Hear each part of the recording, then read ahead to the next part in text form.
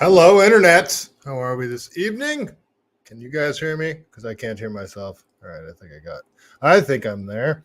The 1800 Wally World. How we doing this evening? That was a clip from Johnny Hurley taking out a bad guy with his legally obtained firearm, taking out a mass shooter who had already taken out a cop. And when the cops came on scene, they took him out. A lot of people still haven't heard about that story. It's from a couple of years ago. It's his anniversary. The anniversary of his death was this last month. Scarlett wants to say hi. Did you? I thought you wanted to say hi. No? Now you're leaving? All right, whatever. I'm sorry. I guess I upset her. I waited too long. All right, let's see. Okay, now you want to say hi? All right, come on. Talking about Johnny Hurley.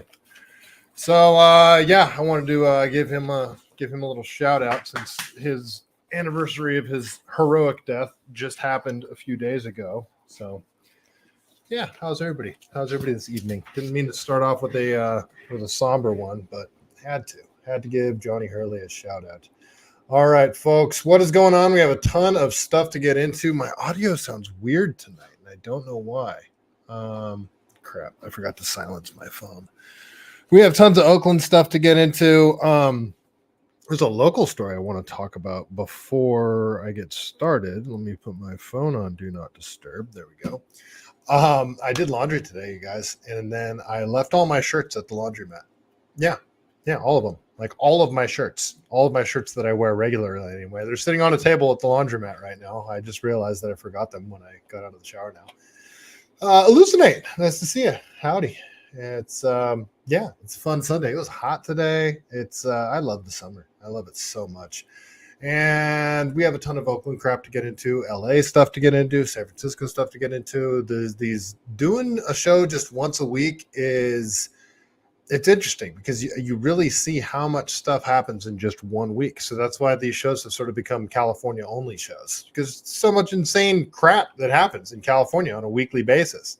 I mean, I'm going to start off with Gavin Newsom saying crime is down 33% in Oakland. And then like clockwork, the next day there's a shootout. 2 kids are dead in Oakland. And then fast forward a few days to Juneteenth, where the crazy thing is I ran around Lake Merrit on Juneteenth. I forgot it was Juneteenth. And I was running around the lake and I was like, oh, what's all these festivities going on? This looks fun. And it did look fun. It looked really fun. There was live music. There was people grilling. Everybody looked like they were having a good time, smiling faces everywhere. Oakland is beautiful. And that's why I rag on what's happening so much in Oakland, because I love Oakland. I've been going to Oakland since I was a kid. I used to be an East Bay guy. I used to live in Hayward, used to live in San Leandro. I used to go party in Alameda at Scoby's. If you guys know Scoby's in Alameda, that was a great, fun place to go to. My dad went to high school with Carney Lansford, played 4 years baseball with him. So we used to go to the A's games and we'd go in early for batting practice. They used to let you in like 2 hours early and you'd go watch them play batting practice. And they'd come up and sign autographs and stuff. Loved it. It was a great time. It was before they built Mount Davis. And I genuinely think that's when Oakland's downfall started, was when Al Davis decided to expand Oakland Coliseum and build those big, stupid, high stadium seats where you can no longer see the Oakland Hills. And it just turned it into, it gave it that whole prison feel. So that's when I believe Oakland's downfall started. But anywho, I did a lap around Lake Merritt after work because I'm working right by Lake Merritt. And a few hours after I did that lap, there was a shootout. They're calling it a mass shooting. I'm not. I'm calling it a shootout on purpose. Carney Lansford. Yeah, he was a heck of a player. Won batting title 1 year, made the All-Star team, batted number 2. He was a great player. Yeah, he went to Wilcox High School. I played against his son, Josh. I pitched against him once. Had 1 at bat against me. I struck him out on 3 pitches. It was great. I still remember the pitch sequence too, because Josh was good. So there was a big shootout at Lake Merritt just hours after I ran around it, and 15 people got shot. I guess 1 or 2 people died. I'm getting conflicting information on that, but the corporate press and a bunch of people too that aren't for gun control are calling it a mass shooting. It's not a mass shooting. We need to stop conflating these things. Shootouts between people. It's not a mass shooting. A mass shooting is somebody going into a location, a school, a church, a mall, a TV, a movie theater, a big occupied area, and unloading on a bunch of unarmed civilians. That's a mass shooting. That's what everybody thinks of when they think of mass shooting. Columbine. That was like the first big mass shooting that everybody knows of. Everything after that, they for some reason they started calling like gang shootouts when people, well, I say gang shootouts, but just, idiots with guns that get in an argument, pull their guns out and start shooting at each other. It's not a mass shooting. Even if people get caught in the crossfire, it's still just a shootout where innocent civilians got shot. Anyway, they're calling it that. The next day, the FBI raids Sheng Tao's house, her office, and 2 other locations, and a bunch of other people got raided as well. So we'll get into that, but that's not what I want to start off with. I'm going to start off with some local stories. Well, one local story in particular.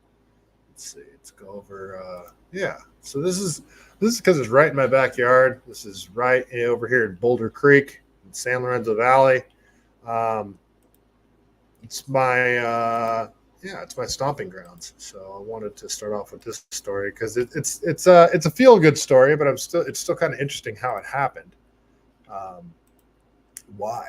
Like how? It's a lot of people that are familiar with the Santa Cruz Mountains would wonder how a hiker could go missing for 4 days, but it can happen. It can happen, and it did happen. So let's go over to this is Channel 7 News. I believe this is a Bay Area channel, but let's check it out. Hiker goes missing. They found him. So good story.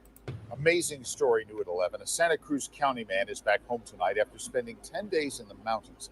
He went for a hike, but says he got lost. Rescuers finally found him late yesterday. These pictures capture the moment he was found and reunited with his incredibly relieved loved ones. The joy and the relief obviously visible on everyone's faces. He was last seen in Boulder Creek and was found in Big Basin Redwoods State Park. ABC 7 News South Bay reporter Lauren Martinez spoke with him tonight about what happened and how he survived. I should say Big Basin State Park is located in Boulder Creek. So if he started from Boulder Creek, I would imagine he lives up Highway 236 towards Big Basin, and he started hiking from his house and he got into Big Basin. And for those of you that are familiar, Big Basin and that whole area, Butano Ridge, all the way from Waddell to Big Basin, all the way up into Fall Creek along Empire Grade up here. All that burned in August of 2020. And those fires had a major impact on my life, and they happened at a very inopportune moment for me. But they torched a ton of the Santa Cruz Mountains, and it doesn't look the same. It doesn't look the same at all. So the landmarks are a little different. A lot of trails still aren't marked, don't have access to them. So it's understandable how somebody could get turned around and not really know what direction they're facing, even though there's many people that this would not happen to. Like this, not trying to throw shade on this guy, but I would imagine he's not a super experienced hiker. Might go on hikes and stuff, hike a lot, but he's probably not like a knows every trail in the back, like the back of his hand of the Santa Cruz Mountains type hiker or trail runner. And that's not throwing shade. It's you got to be out there a lot to know all the nooks and crannies of these mountains. But this wouldn't happen to a handful of, really, really avid hikers in the Santa Cruz Mountains that know all these ridges, Butano, Big Basin, Fall Creek, everywhere in between. It's kind of, a lot of people think it's hard to get lost in these mountains. It's not a very big range, the mountain range itself. And if you follow a creek, it's going to lead you out to the coast. However, there's a lot of creeks that you can't just follow. You can't just follow the creek. There's lots of rocky terrain that you'd have to traverse, and you might get stuck in a point where you have big canyon walls on either side of you. You can't backtrack. You can't go forward. So you're kind of screwed. I would imagine something like that happened to this gentleman. But it's a lot of people are asking how this can happen. It can happen, especially if you're not super familiar with the Santa Cruz Mountains. A missing hiker found alive, and the heartfelt reunion was all captured in these photos. 34-year-old Lucas McClish spent 10 days in the Santa Cruz Mountains. On Tuesday, June 11th, McClish headed out for a 3-hour hike from his hometown of Boulder Creek. He said he got lost and didn't recognize certain landmarks wiped out by fires. When he didn't show up for Father's Day dinner, he was declared missing on Sunday, June 16th. 4 days later, McClish was rescued. I'm sore and a little tired. I lost my voice. We spoke with McClish on Friday about what he had on him at the time. I left with just a pair of my pants and my pair of hiking shoes and and the hat. I had a flashlight and a pair of folding scissors, like a Leatherman tool, and that was about it. And how he survived. I would just make sure that I drank at least a gallon of water every day. So what I'm curious about that is, did he drink straight out of the creek? I mean, dude better go get treatment, because that water, like a lot of these creeks are contaminated. A lot of septic tanks up here. So very curious. Did he have a life straw? What was he drinking out of? I know he didn't have 4 gallons of water with him. And after getting close to the end of it, my body needed food and some type of sustenance. The Santa Cruz County Sheriff's Office said they deployed drones. The Cal Fire San Mateo, Santa Cruz Unit, the Boulder Creek Fire Department, and California State Parks assisted in the search. The Sheriff's Office said on Thursday, around 3 in the afternoon, witnesses reported hearing someone yelling for help. Another sign that he's not a super avid hiker. And again, I'm not throwing shade. I'm just saying, but there's tons of edible plants in the Santa Cruz Mountains. Lots of edible plants. Kind of sucks. He's in that crappy range where we're sort of past mushroom season, but it's before blackberry season. So that kind of sucks. He could have ate like unripe blackberries. I don't know if that. Well, I wouldn't recommend that. But there's lots of edible plants in the Santa Cruz Mountains. Manzanitas. Those little. Manzanitas. Manzanita actually means little apple, I believe. And those little teeny fruits on them, even the little pit inside of them, they're all edible. You can eat them, but it's not going to provide a ton of calories, but it'll be something. But they found them. So there is. I am curious. Just like, okay, where did you sleep? Did you keep moving the entire time? There's a 3-day hike that the Boy Scouts do from Skyline Boulevard all the way down through Big Basin. It starts in Castle Rock. You run through Castle Rock. You arrive about the halfway point in Big Basin, and then the final day hike is all the way through Big Basin. You end out at Waddell Beach. But the Skyline to the Sea Trail is still closed, though. That's what it's called, Skyline to the Sea Trail. And because Skyline Boulevard all the way to the sea. And they used to have a race there, a 50K. I think it's coming back, too. I can't wait to do it. I did it back in 2019. Yeah, 2019. I did it back in 2019. I did it in like 6.5 hours, which isn't a great time. There's people that do it in like the low 5s, maybe even faster. But you could do the hike in 2 days. So starting from Boulder Creek, I'm very curious where he was. Like, where did they find him to? Very, very interesting.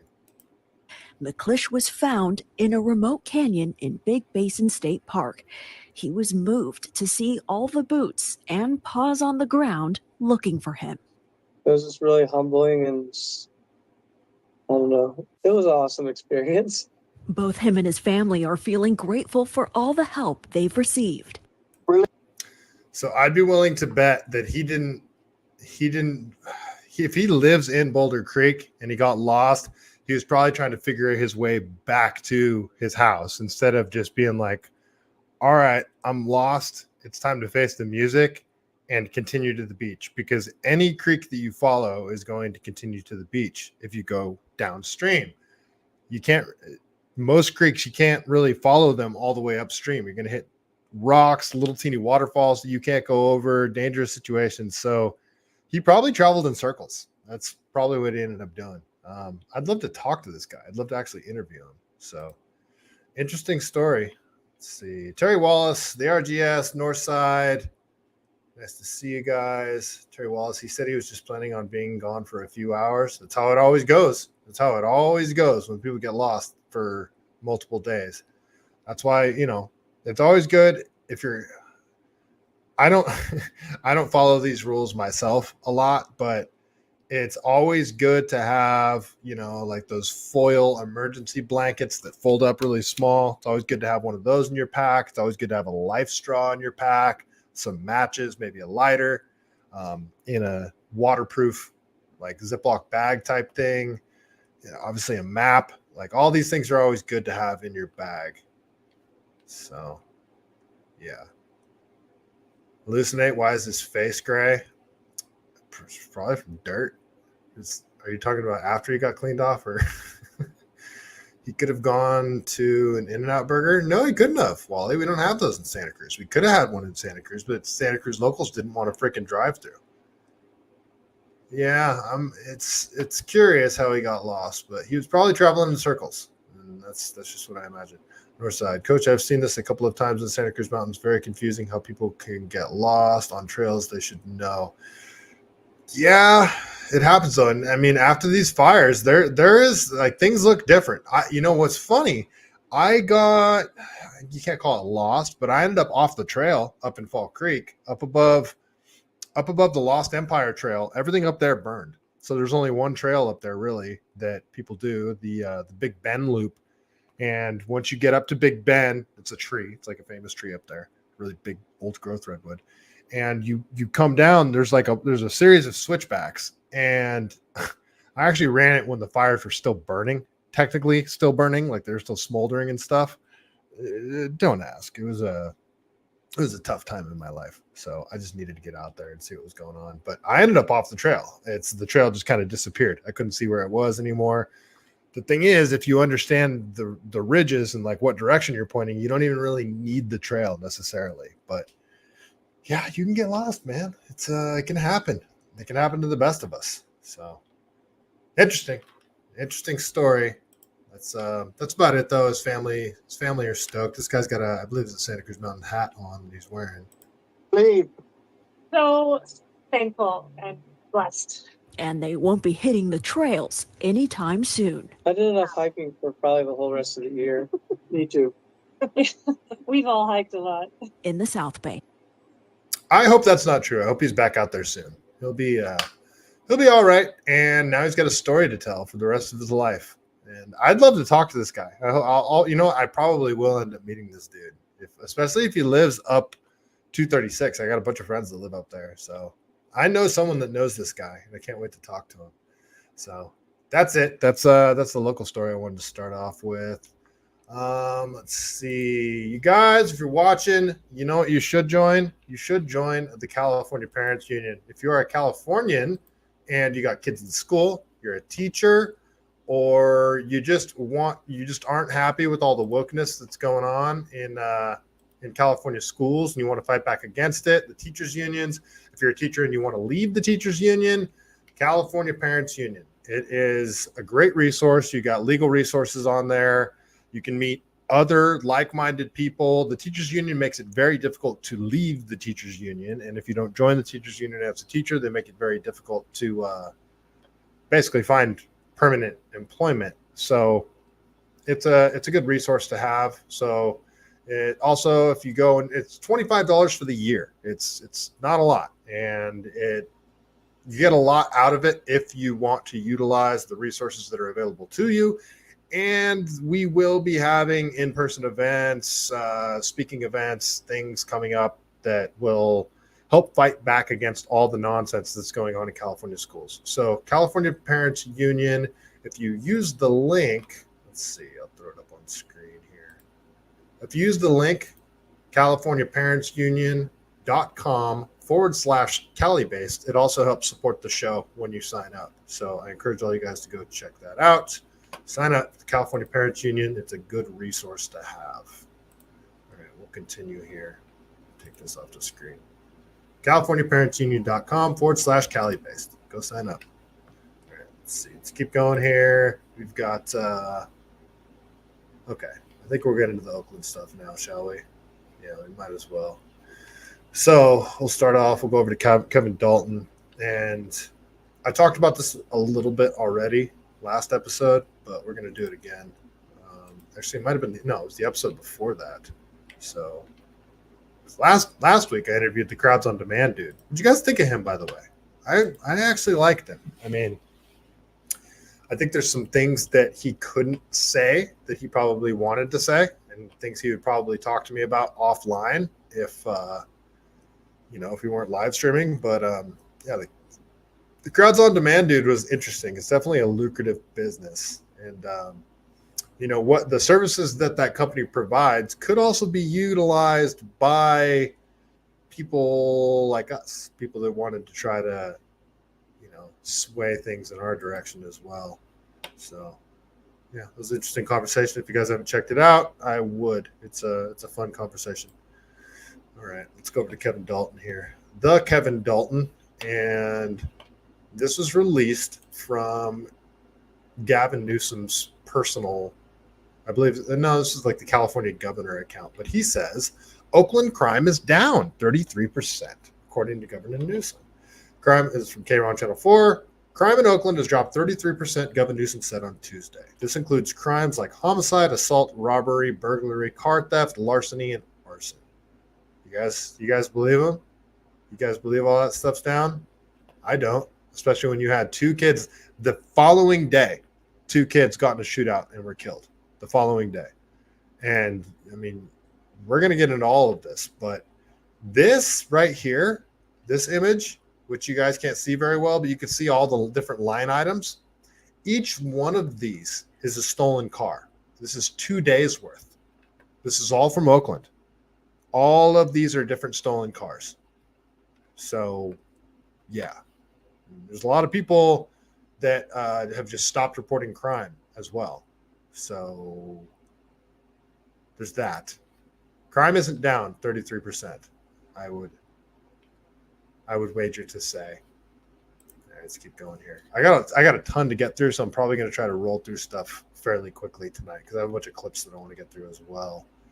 All right, let's go over to Bay Area State of Mind. This is talking about the Juneteenth festival where 15 people were shot and at least one person died. I think it was 2 people, but let's go over to Bay Area State of Mind. This is from, what is this, Channel 4?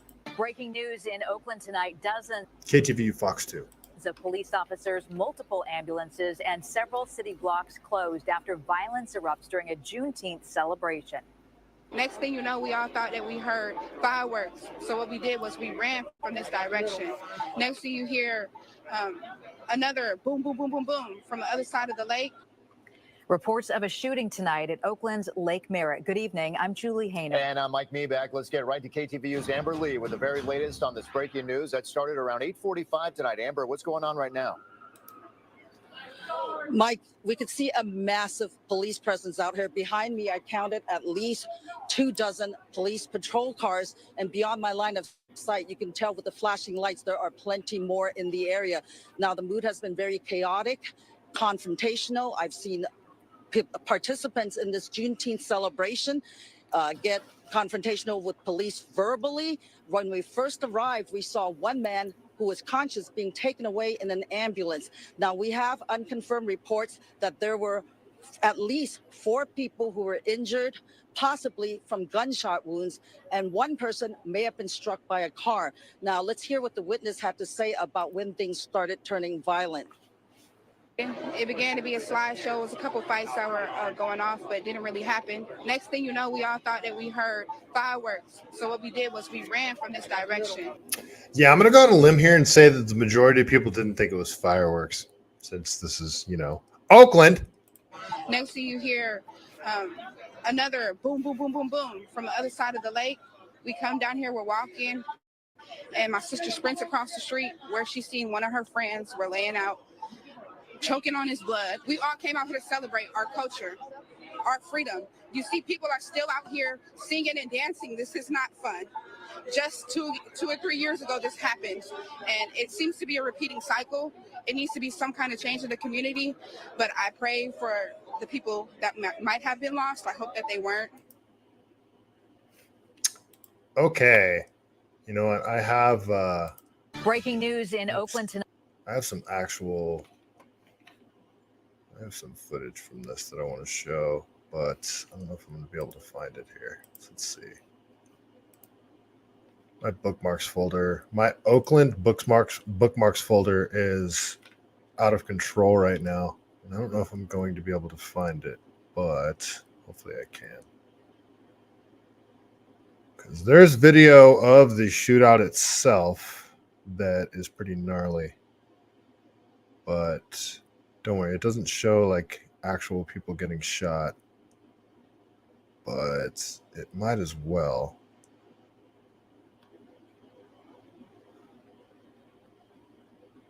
All right, things are going to get all jacked up in a minute here. Stand by, folks. I really want to show this one.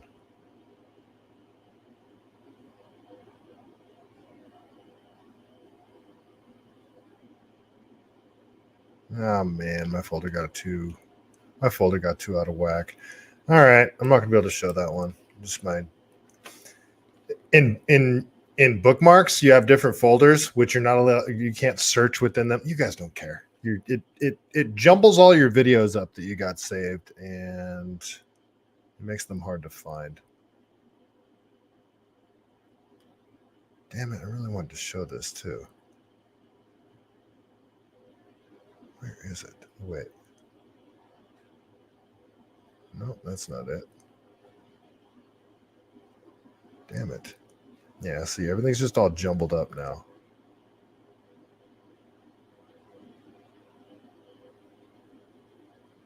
Yeah, sorry, folks. Just going to have to keep going here. All right, let's keep going here.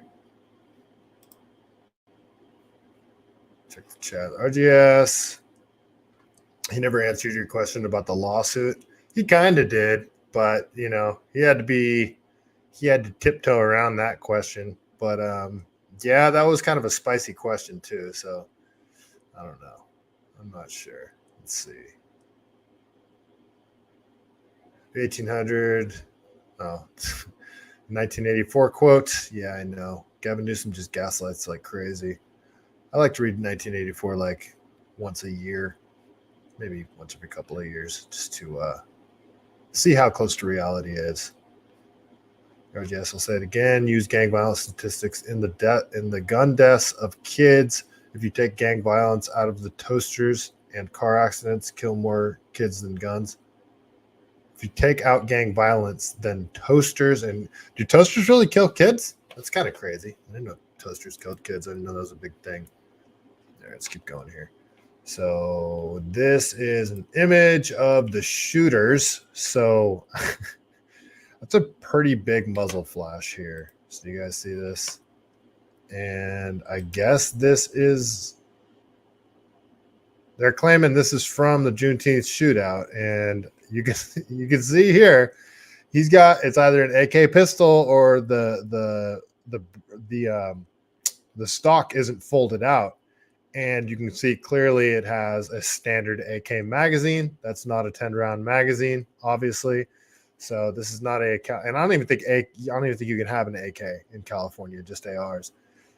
For what reason, I don't know. I want an AK, but that's not a California compliant firearm. And I'd be curious to see if this pistol that he has down here has a Glock switch on it. But this is clearly two different shooters, and they're shooting at somebody else who's probably shooting back at them. So this is a shootout. This isn't a freaking mass shooting.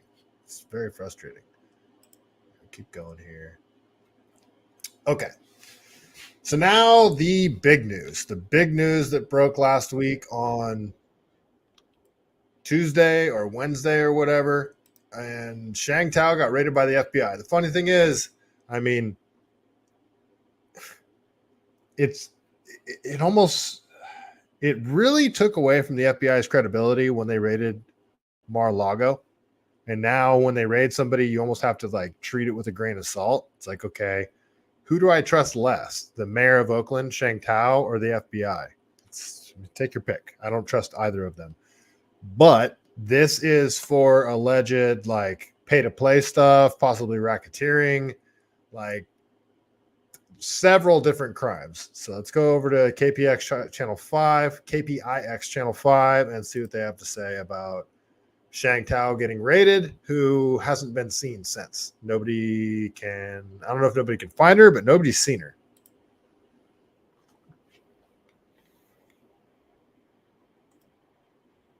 Mastermind and running pay-to-play schemes during Tao's campaign for mayor and after she won. I had found out that Andre, her boyfriend, was promising people jobs in our administration, promising people appointments on different commissions and boards from out of the mouth. Okay, thanks for correcting me in the chat. I guess you can own an AK in California. I've just never seen one at a gun shop before. Of the people that told me they were promised positions, they were promised board positions, and at the mouth of what they would always, Andre, that was who they would say, Andre promised me this. Webb claims Jones was controlling and calling the shots. She says Tao went along with him. It's sad. He's making her do things, pushing her to do things. Wally World over on YouTube. Who is running Oakland if she is absent without leave? That's a good question. It's an excellent question, Wally World. Who was running the city before, though? I mean, doesn't really seem like anybody's running the city in Oakland. Things that I don't believe she would do otherwise. I just really don't. Webb says Jones and Tao met when they worked for council member Rebecca Kaplan. Jones was Kaplan's chief of staff, and Tao was an intern. When I first mentioned to Sheng at the house that got raided yesterday, that people were coming to me, what Andre had promised them.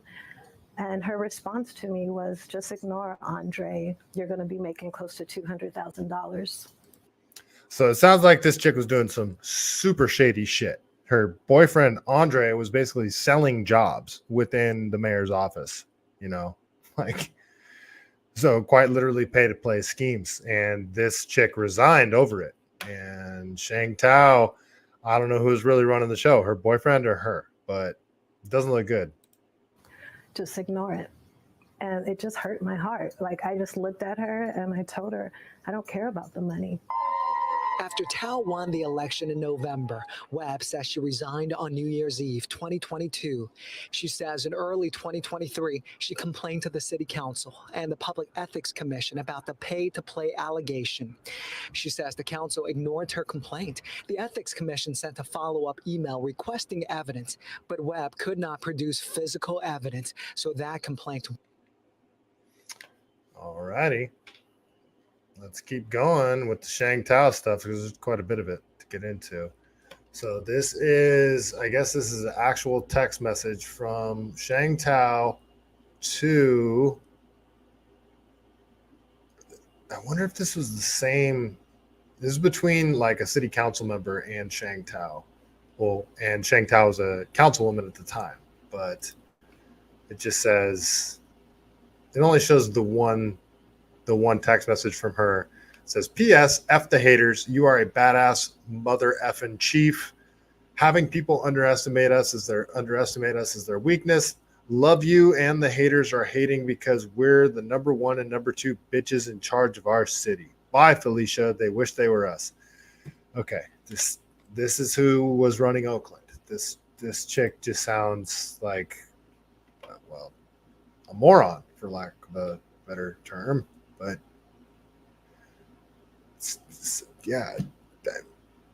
there's probably mayors all over California that are doing similar stuff to what she was doing, but she's just really stupid and she got busted. And I mean, look at San Francisco. Look how San Francisco's run. There's tons of corruption in San Francisco government, and you don't see London Breed getting raided by the FBI. All right, let's see what the Oakland citizens have to say about this. They are out in front of Sheng Tao's house, and nobody has seen her. But this is what Oakland residents have to say about it. Enough is enough. Yes. We demand a change, yes.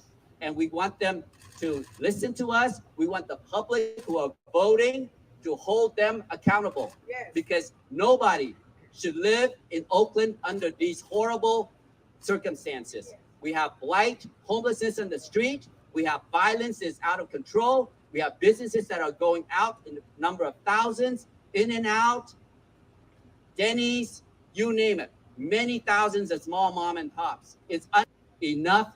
he's spot on. And In-N-Out and that one Denny's in particular are very high up on everybody's list. They stand out quite a bit because it's like Denny's never close. Like they don't go out of business. They're franchised, but Denny's is one of those like really safe restaurants that's always going to do well no matter where you put it.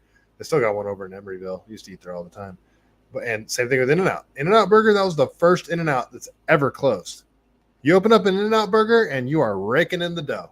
No, Oakland, just too many break-ins in the parking lot. Too much violence. It's just okie dokie. That's what's going on. Checking this chat really quick. The mayor was really stupid. Over on Rumble, the RGS, any infringement on the Second Amendment is unconstitutional. I agree. Northside, agreeing as well. This mayor was really stupid. Yes, the RGS, 100%. This is the failing of Asian organized crime. I don't know about that. Sounds like her boyfriend was running the show. Imagine if there was no crime against the Asians in Oakland, but the mayor was corrupt. What do you mean by that? Can you expand on that? Everyone would now be defending her. Okay, she sold the waste contracts to her brother, but she kept citizens safe. Oh, I got you. I see what you're saying. Instead, Oakland is a complete lawless shit show. Yeah, so we'll get into the waste contracts stuff. Dan Noyes has been covering this quite a bit. So we'll keep going here. All right, let's go over to I Am Keisha. So I Am Keisha. She's a good follow. She is a brave Oaklander. She's always speaking out. She's not a Republican, but she's not a Democrat either. She goes case by case, like the way we like it. I'd call her a liberty person. She speaks up for what she thinks is right, and she's got balls. She goes against. She'll speak her mind no matter what kind of blowback she gets. So I like her a lot. She says, breaking news, Oakland Mayor Sheng Tao's former chief of staff sat down with Dan Noyes in an interview telling him that she knew the FBI raid was going to happen, and she texted Mayor Sheng Tao during the time her Tao's home was raided by the FBI, telling her that she was praying for her. Oh, wow. She says, now that's petty. That's funny. Oakland Mayor Sheng Tao's former chief of staff details what she shared with the FBI during the 2023 meeting. Rania Webb tells us she served as chief of staff for Tao for a year and a half, and that she questioned the amount of money Andy Duong was funneling to the campaign. Webb says she shared her concerns with the FBI in a meeting on February 3rd, 2023. She gave us texts and emails from the FBI that confirmed the meeting. All right, so she shared a link here, but we'll go over to KTVU Fox 2. Oh, no, we'll go to her link really quick.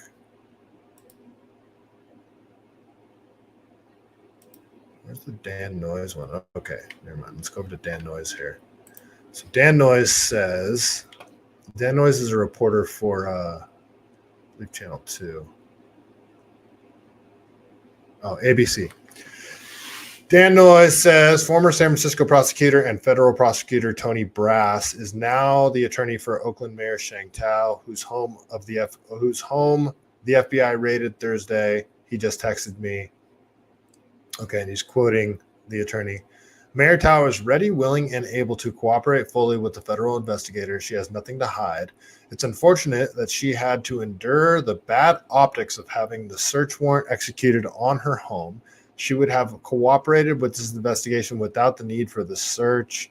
She will continue to do the work Oakland expects from their mayor and provide the federal government with whatever information they are seeking. We have no information that she is or will be the target of this or any investigation. Okay, then where is she? She disappeared. So where is she? That's funny. Dan Noyes continues. He says, breaking ABC News that sources tell ABC News that the FBI raid at the home of Oakland Mayor Sheng Tao also involves the IRS and the U.S. Postal Service. I just arrived at the scene, spotted FBI agent briefly on the balcony.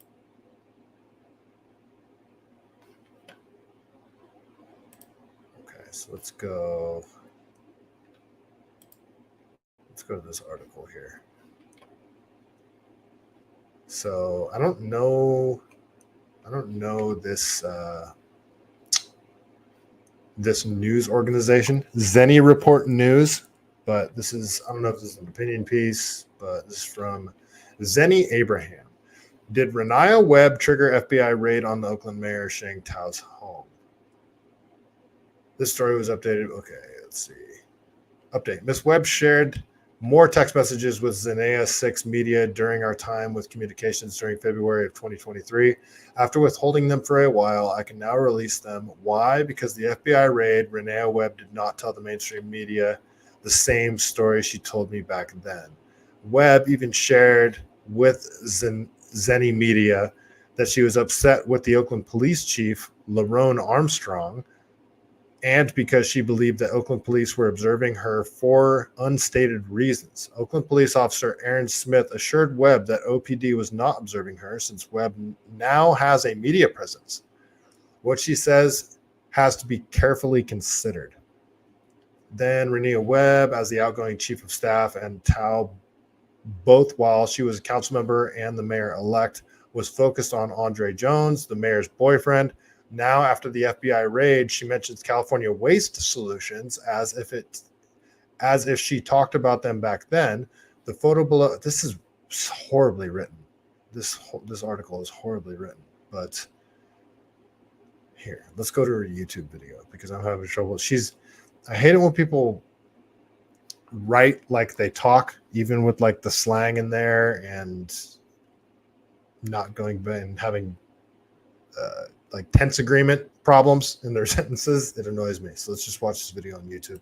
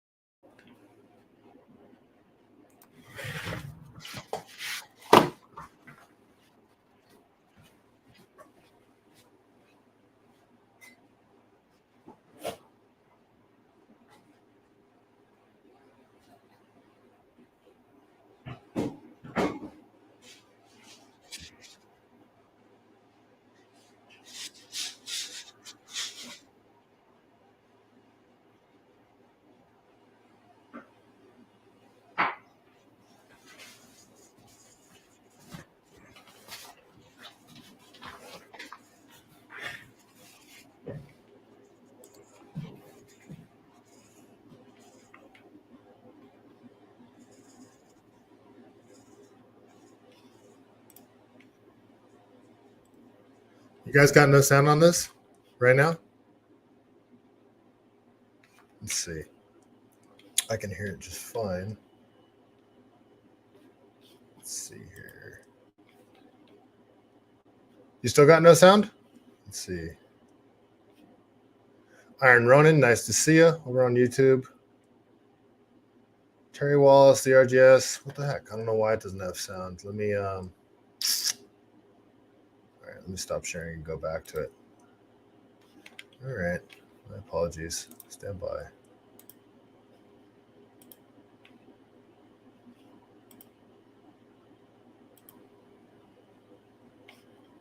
right, let's see. I'll start this over. Let me know if you got sound now. Everybody, as you know, the mayor of Oakland's home was raided. You guys got sound now? Early this morning by FBI agents, as well as the home of Andy Duong, of the Duong family, which owns California Waste Solutions. Wow. Well, I managed to get a hold of Andy Duong, and Andy told me that when the evidence is presented, the public will know that there was no wrongdoing on the part of California Waste Solutions or himself for that matter. And then also received a statement from our former police chief, Lerone Armstrong, who's running for Oakland City Council at large. And I'm just going to point out the fact that Tony Soprano was in charge of waste management, and the fact that this guy that is in charge of Oakland's waste management is caught up in this whole scheme. It's just kind of ironic and funny, if you ask me. The whole situation seems super shady. He says that there have been a number of leaders who have done, and I'm paraphrasing, some actions that are wrong for the city, but this is a time for the city to pull together, and also he asks for the opportunity to help improve the city by becoming the City of Oakland's at-large council member. Subscribe to Zenny62 on YouTube. Bookmark ZennyReport.com where there's more on this, and I'll see you soon. All right, let's see. Let's watch one more video they got. The home of Oakland Mayor Sheng Tao was raided by the FBI. They took documents. Then it was reported they went to the home owned by Andy Duong, who is part of the Duong family of California Waste Solutions. However, it was also reported that the FBI raided the home of Oakland at-large council member Rebecca Kaplan. I contacted Rebecca, and she told me point blank, her home was never raided, and she did not go to Vietnam. So that account, which was put out, as I saw it on Twitter, by Dan Noyes of ABC, is incorrect. I don't know where you got the information that involved Rebecca, but it's not correct. Now, the home of Sheng Tao. This dude seems like he's running interference to me, but I'll let you guys be the judge of it. Where you were looking at images of people coming out of FBI representatives, men, was indeed owned and used by Sheng Tao. And that comes from Leanna Powell, who was a staff member to Sheng Tao when she was council member, but also was in the middle of her claim of civil rights violations on the part of the person who is now the mayor, Sheng Tao, and her staff when she was Oakland District 4 council member. And Leanna told me that she worked out of that house. So that was one of the houses, not that she worked out of it, but that was one of the houses that Sheng Tao wanted her to work out of in helping the campaign. That was their campaign house. So I'll have more later, but clearing up a lot of loose ends on this story that's changing as it rolls out because there's so much misinformation. Subscribe to Zenny62 on YouTube and bookmark ZennyReport.com. So much misinformation, guys. All right, well, maybe he's right about Dan Noyes. Let's see. Let's go over to KTVU Fox 2 and see what they have to say about this whole Sheng Tao situation, shall we? Mayor Sheng Tao's home yesterday and multiple other raids in the city connected to the Dong family. KTVU's Amanda Quintana is in our newsroom live with more information. The Dong, I thought it was Duong, but apparently it's the Dong family. Not even going to make any jokes. They're the people that are, well, the head Dong. The head Dong is in charge of the waste management company. So that's what they're talking about here. Information about who this family is. Yeah, well, Crystal, that is the big question here. Who are the Dongs and how are they connected Who to are the Mayor Dongs? Tao? The FBI has been tight-lipped about what they're investigating, but what we can tell you is the Dong family is a politically powerful family in Oakland. They've been investigated by the city before. Now they're the subject of a federal investigation. 4 Oakland locations raided by the FBI Thursday morning. One of them, the home of Mayor Sheng Tao. The other 3 connected to the Dong family. So who are the Dongs? Well, the company owns the recycling company CaliBased Solutions, Oakland's official recycling collector. This is a photo of the family from the CaliBased website. Siblings David, the CEO, Christina, CFO, and Victor, vice president. In 2017, the city of Oakland sued CalWaste for overcharging customers by about $6 million. They were forced to refund about 2,000 multifamily building owners. The CalWaste office was one of the spots raided by the FBI and IRS. 2 homes were also raided. David Dong's on Skyline Boulevard, where the postal inspector was also there, and his son Andy Dong's on Viewcrest Court. A neighbor told us he saw 2 people put in handcuffs there. You see the super woke FBI agents in their N95 masks? Just had to point that out. These places that they've searched indicates that they have been working on an investigation for quite some time and were able to convince a judge that they needed to go into all of these places. The Dong family is heavily involved in politics and fundraising for politicians in both state and local government. Their social media pages are full of photos with prominent politicians. Andy's Instagram featuring Attorney General Rob Bonta and Governor Gavin Newsom. How about that? David's Facebook showing photos with Senator Tim Kaine and John Kerry posted just last week. God, like 4 of the worst freaking people. And looks like they are they got Democrats and Republicans in there, don't they? The thing is, it's the uniparty Democrats and Republicans. Unbelievable. Yeah, this is just looking, the Dong family is looking super shady right about now. And we already know how shady Gavin Newsom is and how shady Rob Bonta is. So this whole thing, this whole Sheng Tao situation is a nightmare for Democrats right now because this story's gone national. So this whole thing is, it's kind of like Sheng Tao's so dumb. She got in and she thought she could do the same sort of corrupt politician crap that everybody does, but she was too dumb to cover her tracks and she was too out in the open about it. And now everybody's going to start asking questions like, okay, well, what other mayors are doing this? What other politicians are doing this kind of super shady pay to play stuff, money laundering stuff, like the homeless industrial complex, the high-speed rail, all this money that just seems to disappear and nothing ever gets done, all that kind of stuff. It's just, this whole Sheng Tao situation is a nightmare for Democrats right now, especially California Democrats. In 2019, the Oakland Public Ethics Commission launched an investigation into allegations that CalWaste had been funneling illegal campaign contributions to at least 5 city council candidates, including Tao.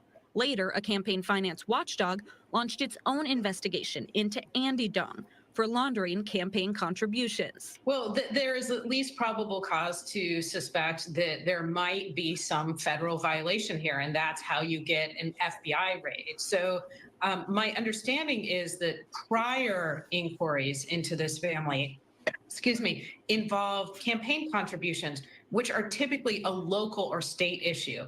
So what you have with a federal raid here is questions about whether or not federal laws were violated. The Dongs also lead the Vietnamese American Business Association, which helped sponsor and plan Mayor Tao's trip to Vietnam last summer to promote trade. Mayor Tao's office and the Dong family have not responded to our request for comment. And as for the FBI, they don't plan to send out an update for at least a week. Live in the newsroom, Amanda Quintana, KTVU, Fox 2 News. Yeah, this is not looking great. Not looking great for Sheng Tao, her associates, or California Democrats as a whole. All right, let's keep going here, and we're going to look at the condition of Sheng Tao City. And hold on.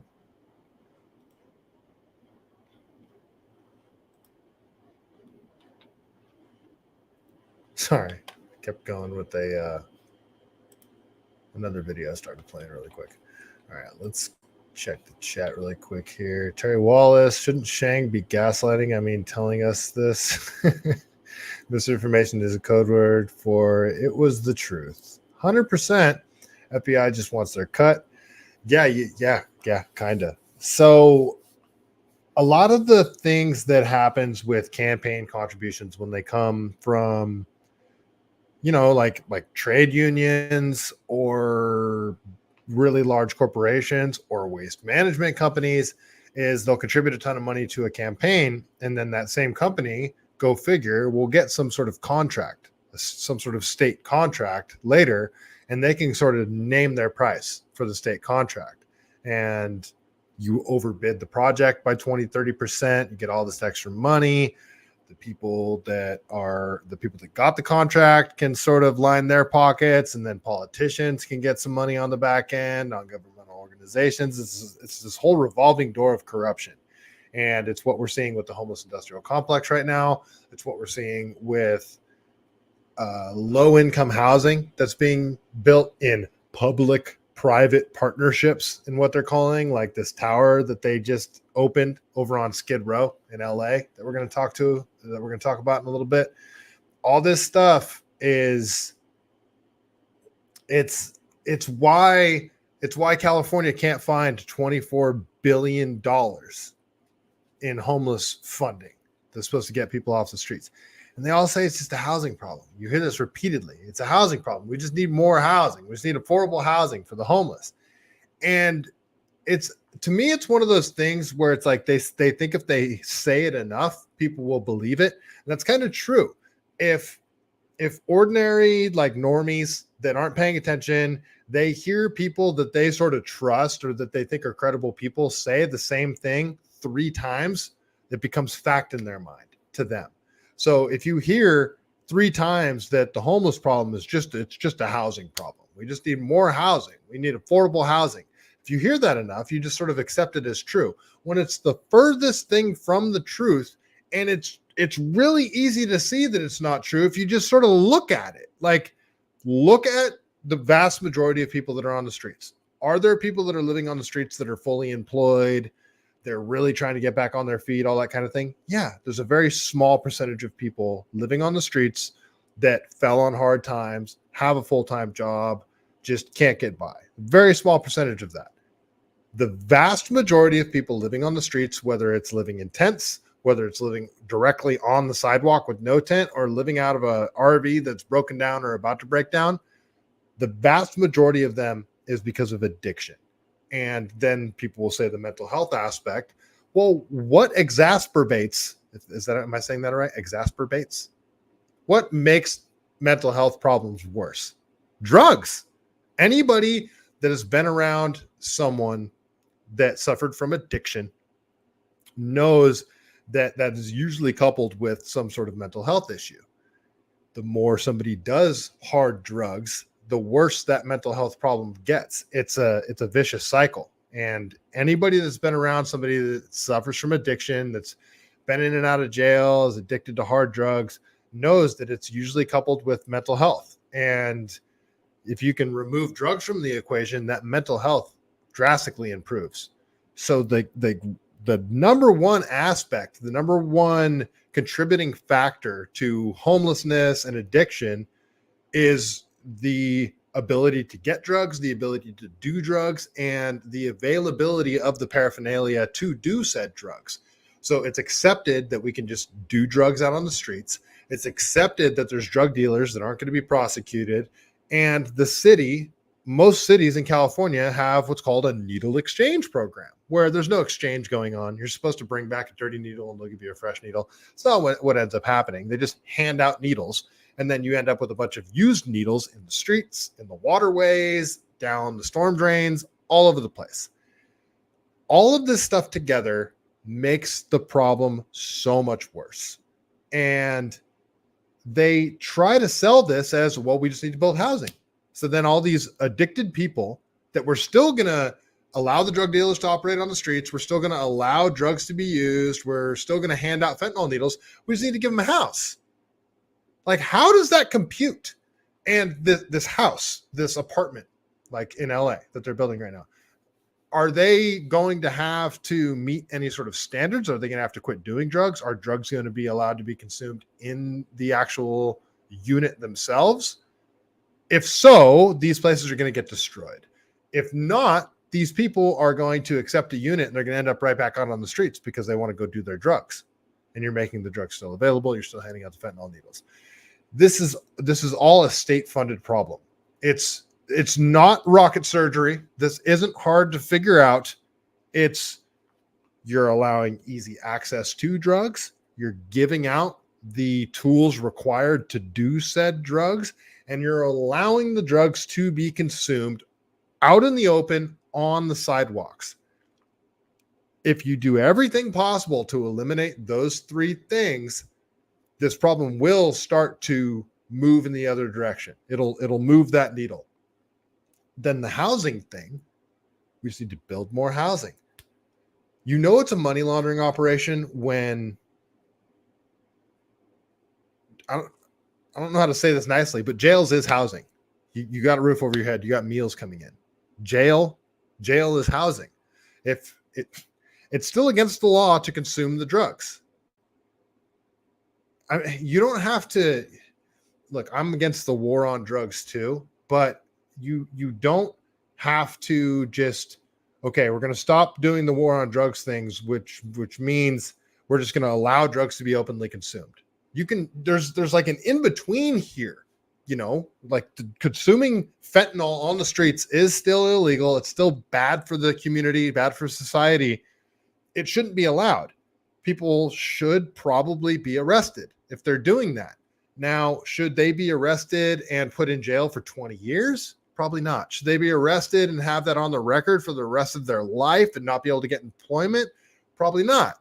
So we have to find this happy medium where we're not just locking up and throwing away the key of people that are doing drugs out in the open. At the same time, we're not just allowing people to do drugs out in the open. We have to find some sort of compromise here. Have some sort of rehabilitation program, a separate wing, detox wings, work programs, all these kind of things. On top of that, for the drug combo mental health crisis people, we need to bring back sanitariums. We need to figure out a way to bring back sanitariums. We used to have them. So if somebody gets busted repeatedly doing drugs and they can undergo some sort of psychiatric evaluation to figure how much of it is the drugs, how much of it is actual, this person has, you know, bipolar disorder or schizophrenia or whatever. Like what is what? And people can decide, well, I don't know if it'd be judges or people's families or whatever, but jail or sanitariums, both of those things are housing. We can't just take real estate, California real estate that should be privately owned anyway. You can't just take this real estate, have California taxpayer dollars build a bunch of apartments, a bunch of units, and then just give them to people on Skid Row. They're going to do nothing to change their behavior. This is madness. And everyone knows it's madness, including the politicians that are pushing for these types of things. Why are they doing it? Because they're going to line their greedy ass pockets. It's another way to money launder. That's the only reason they're doing this. They know this isn't going to solve the homeless problem. And they don't care. They don't give a shit about solving the homeless problem. All these non-governmental organizations that exist because of the homeless problem, and they claim to be trying to fix the homeless problem and all that stuff. Well, if they actually fix the homeless problem, these non-governmental organizations don't need to be there anymore, do they? It's like it's this huge conflict of interest because the non-governmental organizations that are receiving taxpayer dollars to provide services for the homeless, if they actually solve the problem that they're supposed to be solving, well, then they go out of business, don't they? It's not really a business. This is a government-funded thing. So it's the whole thing is just this giant boondoggle. Anybody can see this. This is easy to see. Like, you can't just look at the surface level crap and buy into the saying, we just need more housing. That's the only problem. Just need more housing. It's so frustrating. Do we need more housing to make housing affordable? Yes. It needs to be done privately. The government needs to actually get out of the way and let people buy land and build housing, add more inventory to the market so people like me can actually afford to buy a house, not giving brand new apartments away to people on Skid Row. This shit's bonkers. And it's a slap in the face to the middle class and the poor that are paying to fund all this crap, who still are in their 40s that can't buy a house, that are born and raised here, that don't do drugs, work a full-time job, and do everything they can to better their community, but can't afford to buy a house because there's no inventory and housing prices are super inflated and we're giving housing to the homeless. All right, enough of that rant. Northside, I agree with giving them a house called jail. I'm going to say The RGS over on Rumble. I'm going to say it, and you can disagree with me, but we need to bring back sanitariums and ease the tension out of prison. Yeah. I mean, and the sanitarium thing, you could even have sanitariums within the prisons, within the jails, and okay, $24 billion was just poof, gone, vanished, just gone. They can't figure out where it went. How many sanitariums could that have built? What if you had a sanitarium in San Francisco, in Oakland, in San Jose, and then you had one in LA, you had one in Orange County, you had one in Sacramento, you had one in San Diego, you had one in Bakersfield, you had one in Fresno. What if we had sanitariums in the major cities that have major homeless problems and mental health crisis problems and drug problems? I don't care.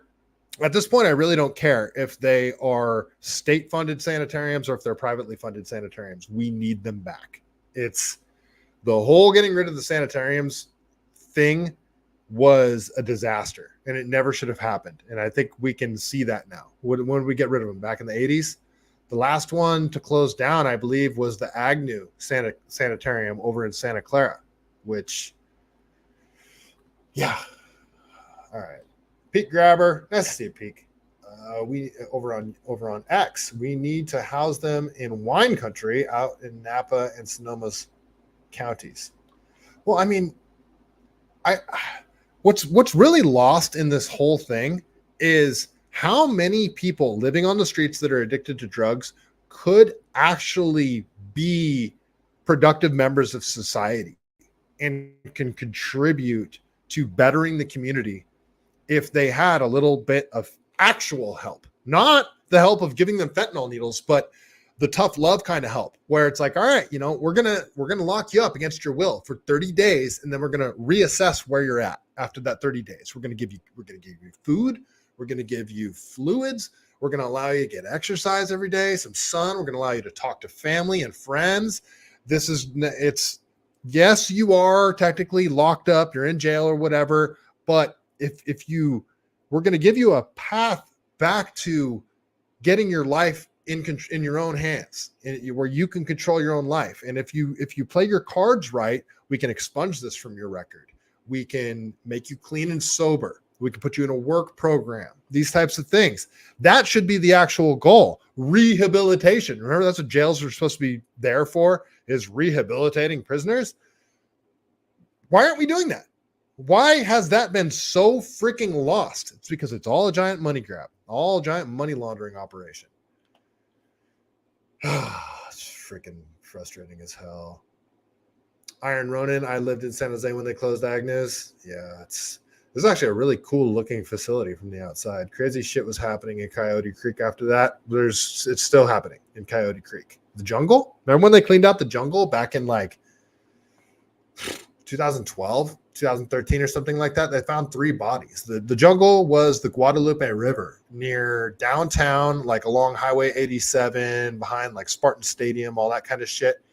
It was insane out there. Like the encampment that was like back then, it was crazy. It's only gotten worse. And San Jose doesn't get enough airtime with their homeless problem. The homeless problem in San Jose is freaking bonkers. We'll get into that a little bit. You used to ride your BMXs out there? I'm from South San Jose. If you're a BMXer from the 90s, you remember the dips? Remember the dips over by over in between like Santa Teresa High School and Sakamoto Elementary School? That's where I went to elementary school. They had a lot of really cool bike jumps over there called the dips. Anyway, we'll keep going here. All right. So, geez, I'm only halfway through Oakland. Oh man, I rant for way too long. I just ranted and raved for way too long. I probably didn't even say anything. I probably just came off like an idiot. I apologize, guys. I rant and rave for way too long. All right, let's go over to Bay Area state of mind. This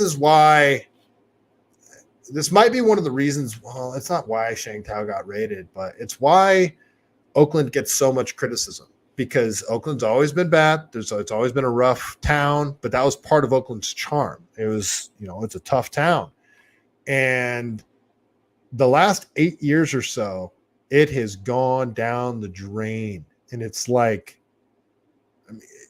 particularly after the George Floyd riots, the 2020, The last 8 years, it's gotten really bad, but the last 4 years, it's gone like, it's absolutely insane, the shit that just happens on a nightly basis now. So this is them taking over the Bay Bridge. This is the eastern span of the Bay Bridge. This is the new Bay Bridge.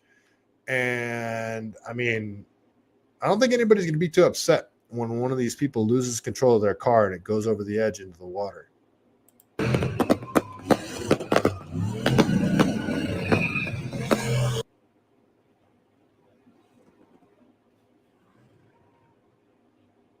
The hell? I lost audio. That's weird.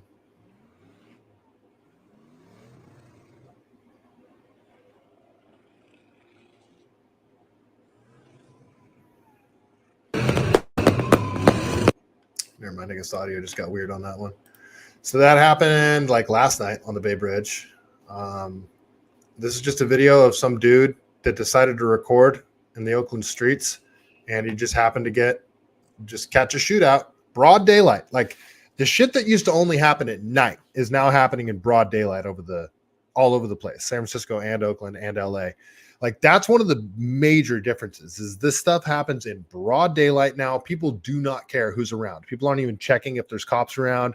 There's shootouts, there's robberies, there's carjackings, broad daylight all over the city too. Up on Skyline Boulevard, really nice parts of Oakland.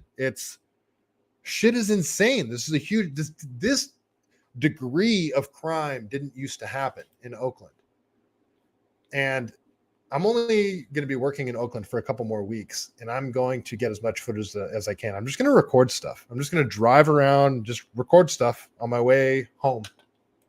Damn that, bro. That nigga just look at them bitches on the block. We on the blade. But that nigga just look at that nigga in that Benz, just pulled out a big ass gun on that dude, bro. And he bust a U-turn. Damn. Oh shit. Them niggas jumping at each other at the light, bro. Broad daylight. Nigga, I got my goddamn baby in the car. Look, they slime. Look. Nigga.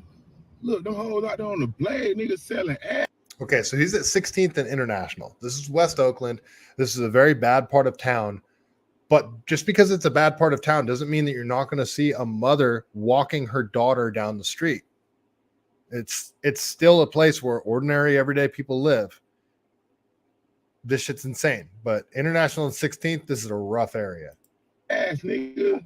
Niggas dumping. Bitch, my heart dumping. I'm dumping because I ain't got my motherfucking file on me. When he pointed the gun, look, there they go right there. Look, that Benz on their ass. Look, they gonna catch them. They on that bitch. You see that shit? Telling you, nigga, this Oakland, California, here, it's still ringing. This is how normalized this type of thing has become. This just happens. I'm surprised I haven't seen a shootout. I've been working there for a month, and I'm surprised I haven't seen a shootout yet. They're on the highway, nigga. It's Oakland, California for you, nigga. Oh, God, look, bitches all out the door, nigga. They outside, like, niggas outside bullying. Like, ain't shit happen. Look, another fine bitch on the corner, nigga. This shit too litty. You think I'm leaving this bitch? Look, got that pussy out. That's a hooker, by the way. International Boulevard, that's the Stroll. That's where hookers are. You just see them out. The 7-Eleven I stop at to get gas every day on the way home because my car is horrible on gas. Yeah, I see hookers there, like every day. It's like, it's crazy for me because it's like, I remember when I saw my first real life hooker. It's like, holy crap, that's really a hooker. That's real. I thought those were only in the movies. Oh, no, I'm not. Shit, lick. Oakland is wild. Absolutely wild, folks. All right, let's keep going. Okay, I already did that one. All right, so these are just, okay, so these are all videos that I've recorded in the last 3 weeks. All of these. I played this 2 episodes ago, but I'm going to play it again. So this is 12th Street. This is like the worst encampment Oakland has to offer. And I circle around it here. And yeah, I've shown this to you guys several times. You guys can see this encampment from the freeway. You can see this from Highway 880. But just watch this. This encampment This encampment's insane. I've never seen anything like this. This looks like Haiti or something. It's freaking bonkers.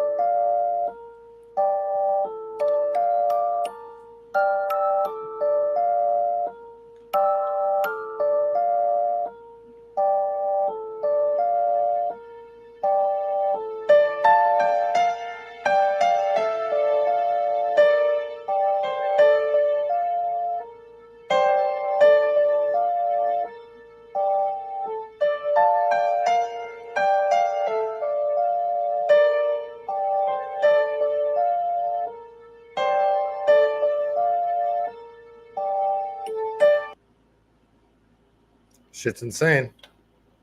So that's not some random video I found on the internet. I recorded that, me driving in my Chrysler. Here's another one. I recorded this as well. This is in that video, I drive straight and then I make a U-turn and I circle around. So I start off on the back side of that encampment and then I circle around and go along the front side of that encampment. Here is, if you continue straight, maybe another block.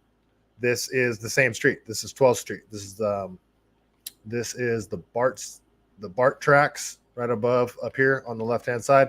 But it's just, you get streets like this all over Oakland, everywhere, where you get broken down RVs just lining the streets. And these are all in places where you're not supposed to park for more than a couple of hours or whatever. It's insane. So look at this. People live out of all these RVs.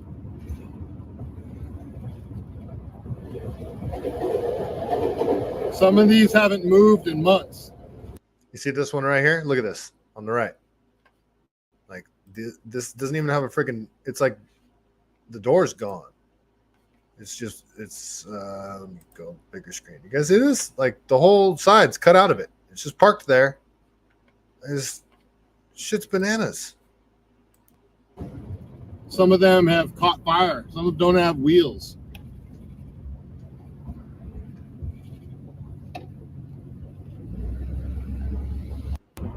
Shit they allow is insane. Absolutely insane. Do another video that I recorded. So this is me. This is on 10th Street. This is about a mile away from the video that I just recorded. And this is the path going to Lake Merrit from 10th Street. So this is Laney College right here on the right-hand side. And this is a little park called Peralta Park. And I just wanted to run through it to show you guys, because this is a public park with playgrounds for kids and shit like that. And this used to be like a beautiful pathway that had like a under the underpass, they had like a light exhibit under there that the homeless have destroyed. So there's no lights under there anymore. But look what they've done to this. Again, this is a public park, a public bike path along a waterway where this should be prime time running, biking, just walking the city real estate area that has just been taken over by these encampments. So I apologize for the choppy video and how wobbly it is, but I was running and I'm not going to run with a gimbal. So just take a look. This is kind of insane. It's insane. This is right next to Lake Merritt.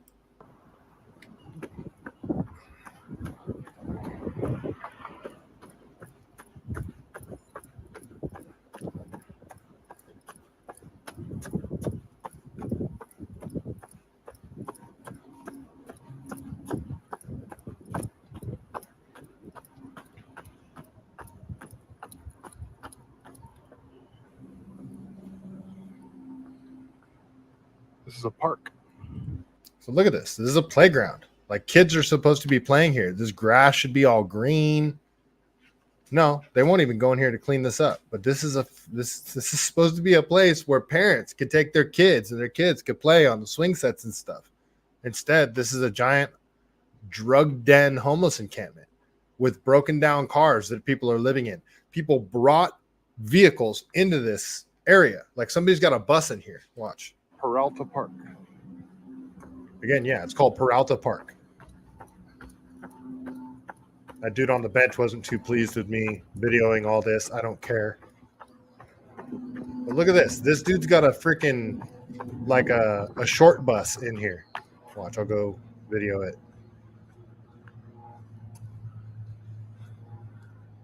Insane. So look at this. He's got a short bus that he's living out of.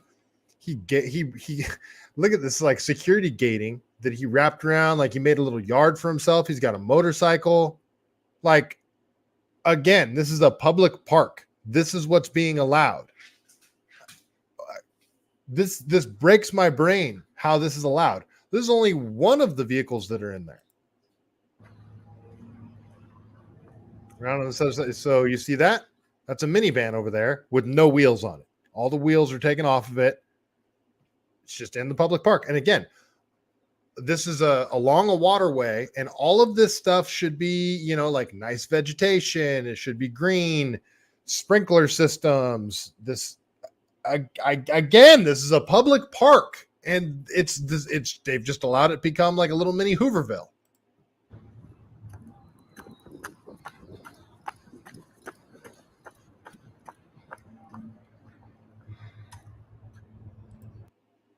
Minivan, no license plate, no wheels. It's been there for at least a month. I guarantee it's been there for much longer than that. Insane.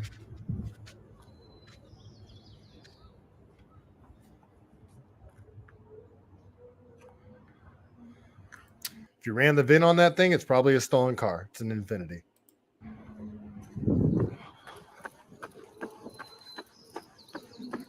What's crazy is that car's probably a decent car. It's just super jacked up. The motor's probably still good. The drivetrain's probably all still good. So you can see ahead. This is the walkway that should be like, this should be a nice walking path that it should have tons of people on it, walking back and forth, enjoying the beautiful weather of Oakland, the waterways. This should be a prime time place to just go for a nice, peaceful walk. But nobody's here. And you've only seen half of it. So now I'm coming up on the underpass where there used to be a light exhibit. This underpass here used to have like a bunch of crazy lighting. And it was a light, like I said, a light exhibit under this underpass. Now look at it. It's an engine block. There's a freaking engine block just sitting there. Like this right here. Yeah, it's a V8 too. That's a V8 engine block upside down just sitting there. Why? I don't know. Then this guy has these tires and he puts them in the middle of the walkway to make it so bikes can't ride through here. They just take this place over.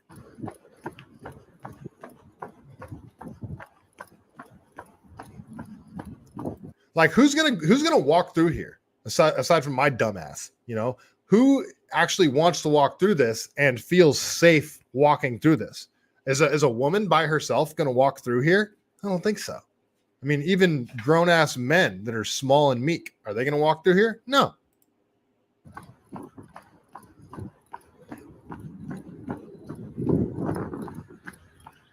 So now we're coming out to Lake Merritt.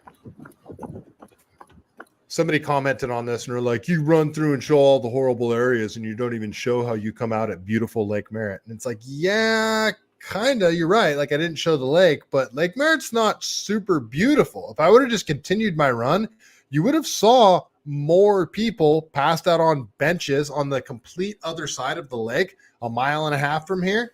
There's this dude that has a mattress under like this white pergola thing that should be another really nice area. And it reeks of piss. You could smell it from 30 feet away. And the guy, it's insane. If I filmed going around Lake Merritt the whole way, which would be like a 24-minute video, that's about how long it takes me to run around Lake Merritt.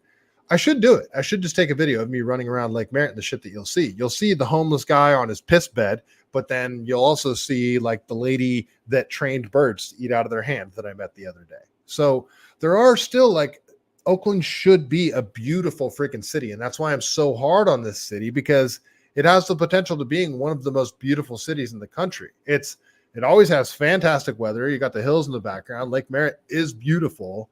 The architecture around Oakland is beautiful. It's just a shame what has happened to it. And a lot of this has happened under Sheng Tao's watch.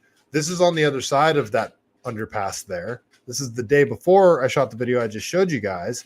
And the other side is completely blocked. You can't get through the other side at all. They've completely blocked it off. And some dude started to put a stop sign there and he put up boards so you can't get past. And I was videoing it and some guy comes up on his bike with like this big ass giant basket on the back and he tells me, get out of the way. He yells it from far away. You can hear him. And then he tells me he's going to charge me $5 per picture. And I told him to come take it. So it was this video.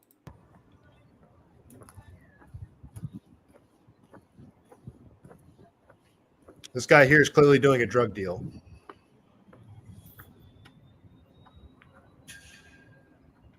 So that's the other side that I just ran through. You guys can see that's the path that I just took on the other side. You can at least get by the other side, but this side is completely blocked off. I couldn't get through there even if I wanted to, unless I decided to start tearing people's shit down.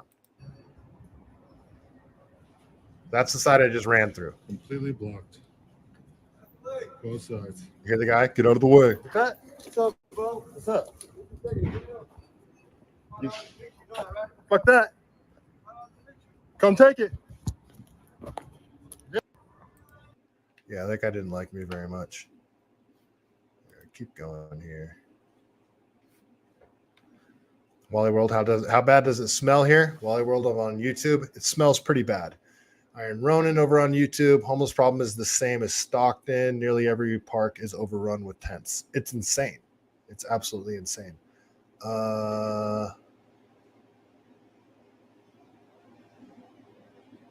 Pete Grabber. I had no audio again on another video. Damn. Oh, maybe that was from the first time. Let's see. Northside over on Rumble. The Dong family heavily involved in Democrat fundraising. Yep. The RGS. This is why local elections are so damn important. Yeah, unfortunately, California elections are rigged as hell. The Northside, I agree with giving them a house called jail. Okay, I read that. Let's see. North side, you can hear the sideshows as they travel through. They stop at various intersections on their way to a scenic spot like the bridge. Interesting. Okay. North side, where are you at? Where are you located? I mean, don't obviously dox yourself and, say your neighborhood or anything, but I'm just curious where you're at. Are you in the city? Are you in Oakland? The RGS, hit that like button. Yeah, you guys, I always forget. I always forget to tell people to hit that like button. So if you could, it always helps. Repost, like, leave a comment on whatever platform you're watching on. All that stuff helps. It all helps the algorithm. All right, let's keep going here. I'm actually almost through the Oakland stuff. One more. This is a really short one. There's only like 25 seconds long, but I wanted to show you. You got all these RV, I guess call them encampments too, all these streets that are lined with RVs. what inevitably happens to tons of these RVs? They catch fire, always. And then what happens? They sit there. They sit there for months because who wants to come get a burnt out RV? The city doesn't have money for that type of thing. So here's an RV that's been, this is on 12th Street again. So instead of continuing, I basically make like a sharp right-hand turn here and go the other direction down 12th Street. This is away from the first encampment that I showed you guys, the one that looks like little Haiti.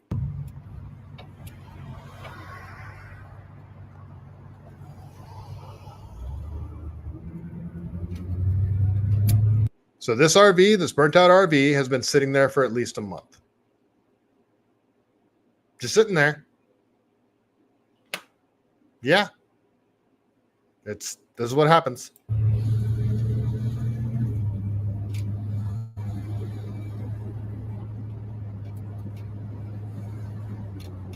This thing right here, I don't know. I actually really like this RV. This thing looks sweet. It's all slammed in the front, but I think it's just because the tires are flat, but it just looks, I don't know. I just like the way this one looks. Come on, that thing's rad.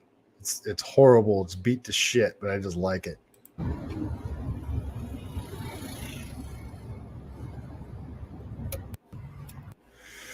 Horrible. Absolutely horrible. All right. And then right before the freaking show started, like right before, somebody tagged me in this one. So this is from Stanley Roberts. He says, this just happened on 106th and MacArthur in Oakland. The black car just did a drive-by and crashed. The two occupants fled on foot, one carrying what was believed to be an AK-47. The yellow truck show him in the video. I'm sorry, the yellow truck shown in the video with family got hit in the crossfire while driving through the light. So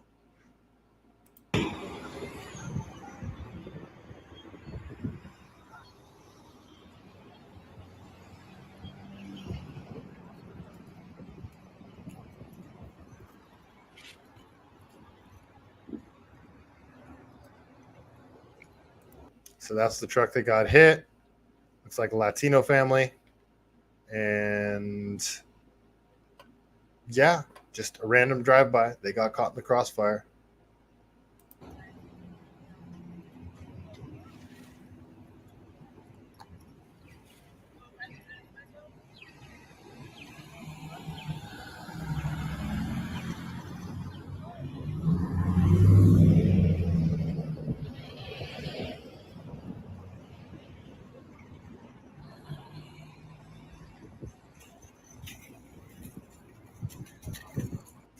And still, with all this stuff going on, Oakland has, in my opinion, the best food in the Bay Area. They got everything there. There's so much good food in Oakland.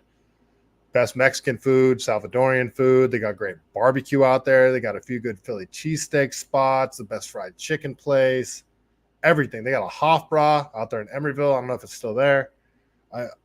All over the place. I mean, I know some of you guys will hate on Everett and Jones, but I love Everett and Jones. It's good. I've been going there for a long time. But there's another barbecue spot over closer to Berkeley.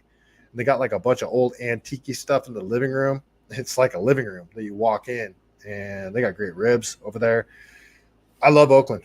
I love Oakland so much, and that's why I am so hard on what's going on in Oakland.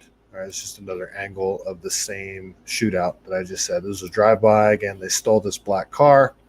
I'm assuming it's stolen. They abandoned the vehicle. They crashed. You can see the airbags went off, and two occupants went running down the street. One of them with the AK.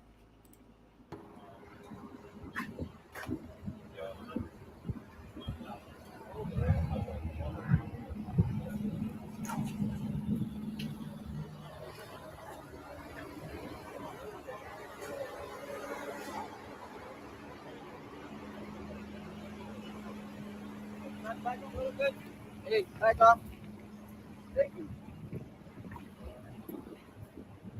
Back up, please. I believe that's Bay Area State of Mind's footage. Great follow over there on the X platform. So, yeah, that just happened right before the show started. So all of this shit is happening while the mayor of Oakland is under investigation by the FBI, and nobody has seen her since the raid. 15 people shot at the Juneteenth festival. Gavin Newsom talking about how crime is down to 33% in Oakland.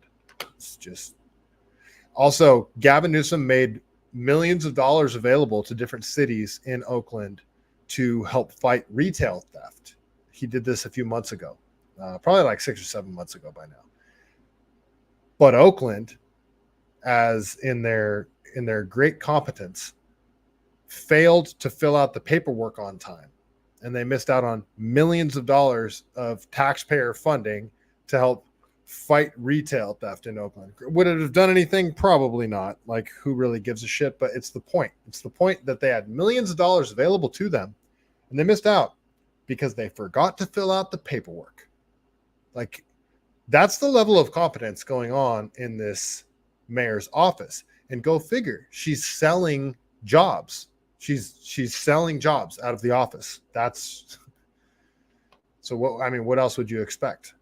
It's quite insane. I don't know what else to say about it, you guys. So that's Oakland. That's the Oakland stuff that I wanted to cover, but I got plenty more that I want to cover. Plenty more to get into. Teresa D over on X. Please do run with the whole lake. I lived there for 31 years before 2012. I drove a cab after Owens bought out Brockway Glass on D Street. Better working for the IBEW there 16 years. I work for the IBEW, Local 595. So that's what I'm doing right now. I'm sounding calm though. I'm not an inside wireman. I'm the low guy on the totem pole. Let's see. Teresa D, you really want me to do that? It would be like a 24-minute video, and it wouldn't be interesting, and I'd be running, so the footage would be super jumpy. I mean, maybe I will. Maybe I will just for you, Teresa, and I'll tag you in the footage. I don't know why anybody would want to watch that, but there would be some funny parts. Like, I always run into a flock of geese. I don't know if they're called a flock. I think it's a flock. And I honk at them to get them out of the way. I say, honk, honk, and they get out of the way. I tried to take a picture of some baby geese last time I ran around there, and the closer I got to the baby geese, the more angry Mama got. So actually, it might have been Papa Goose that was mad at me, and he started kind of chasing me a little bit. Yes, I might have ran from a goose. Let's see. Iron Ronin over on YouTube. I had a meeting in Oakland one day that I failed to make due to a gay pride parade. Entire blocks were fenced off for the event. Entire blocks were fenced off. Annoying. Teresa D, my car was stolen from East Oakland and left with a burned out clutch in that 12th Street neighborhood. Yeah, right where that shanty town is. I recovered it. I recovered it before the cops and called to tell them they wanted me to wait or they might stop me on the way home. Yeah, that's sounds about right. Yeah, that's frustrating. Wally World over on YouTube. So that's why they're calling you Honky there. Yeah, that's why, Wally. That's exactly why. No. I should make it very clear that everyone I talk to in Oakland, every single person that I've talked to in Oakland has been super nice to me, except for the guy on the bike that told me to get out of the way and told me he was going to charge me $5. That was because I was recording their encampment. Everyone I meet is super nice in Oakland. It's just the bad things are so bad that it completely overshadows how much great stuff there is in Oakland. Like I said, the food already. Lake Merritt is beautiful. And if you cleaned up a lot of these areas, you'd see how beautiful everything is behind it. Like the Laney College area could actually be, I mean, I wouldn't call it beautiful, but it could be a nice little neighborhood. Like, the houses are really old. You could have like little corner stores. Oakland could be so much better. And I will say that if the mob ran Oakland, like the straight up mob or like the Hells Angels or something, and they had the authority to like, hey, we're not going to allow this type of stuff to happen. And if you're going to do crime, it's going to be over here or whatever, it would be run better. Like, Oakland's just not run right now. Like, no one's in charge. So which means anybody can just do whatever they want. A gaggle of geese. Is that what it is, the RGS? I don't even want to say that. It sounds kind of gay. A gaggle of geese? You're a gaggle of goose. If you know what I mean. I don't know what I mean. So don't worry there. You could walk around the lake so the camera is steady and then speed up the footage, but then you'd miss the audio. Like the audio is the good part. And I'm not going to walk. Come on, man. You know me better than that, Northside. I don't walk. I don't do that kind of thing. You're north of Oakland. Okay, I see. All right. Well, we got to get into some LA stuff now. So let's see. Where were we? Is it LA or San Francisco that I'm going to go to next? This will probably be a longer episode, probably another 3-hour one. Yeah, let's go over to LA because this shit's happening over in LA too. LA is probably equally as bad, but LA is, probably 4 times the size of Oakland. So they still have really nice parts in LA. But let's go over to Lionhearted over on the X platform and check it out. See what she has to say. This is from she just shares a news clip, and it's about this new tower that they built that is supposed to get the homeless people off of Skid Row. So they built this brand new tower full of apartments that are apparently have come out to $600,000 per unit. And they're just going to give them to homeless people that are on Skid Row. Just take the person that's on Skid Row for whatever reason that may be and just shove them into this brand new $600,000 unit that was paid for by you. Sounds fair, right?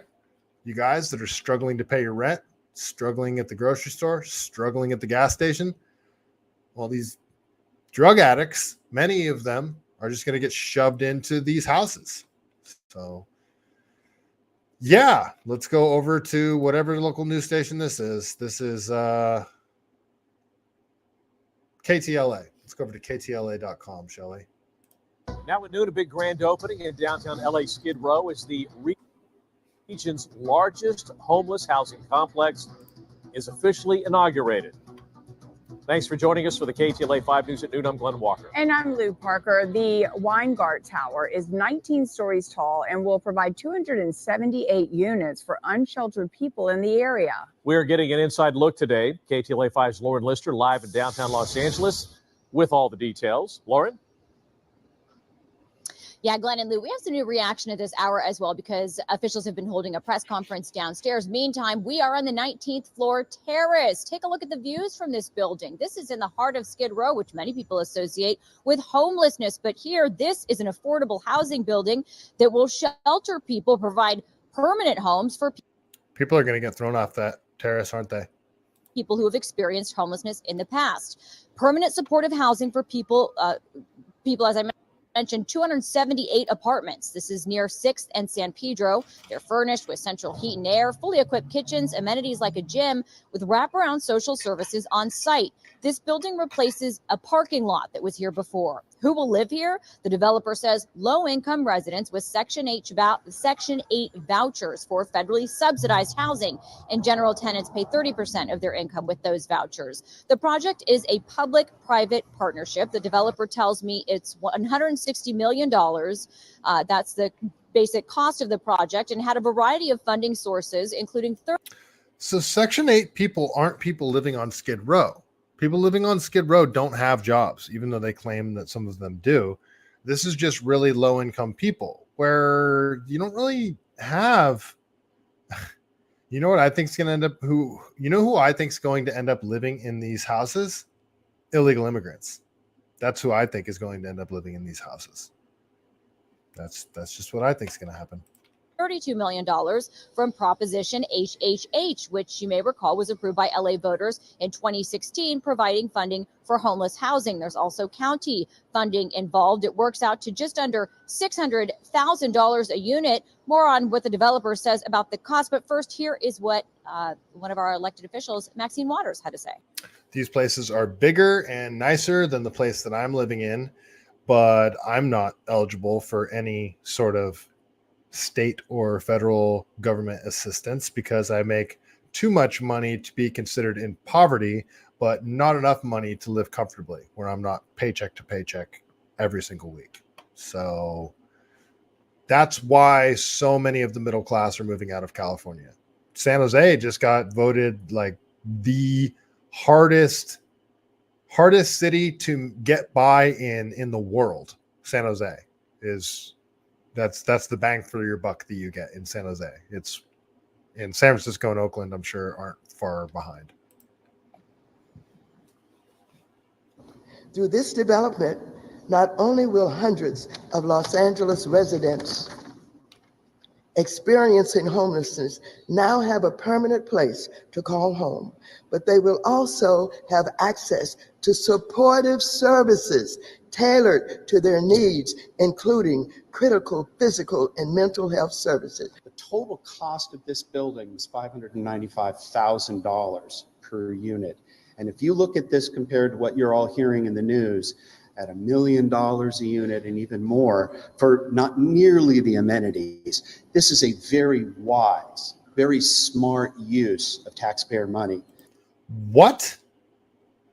Who is this? I want to fight this man. I genuinely want to fight this man. I don't know if this is gaslighting or if he's just this moronic. This is a horrible use of California taxpayer money. It's not going to do anything to solve the homeless crisis. It will not clean up Skid Row. And you're talking about $600,000 per unit. Could we have built a sanitarium instead of this? Could we have remodeled or retrofitted jails, prisons, to have wings that are meant to tackle drug addicted and the mentally ill? No. They're just going to build apartments and take people from the streets and just shove them in them. They said that they're Section 8 voucher people. Again, those aren't people living on Skid Row.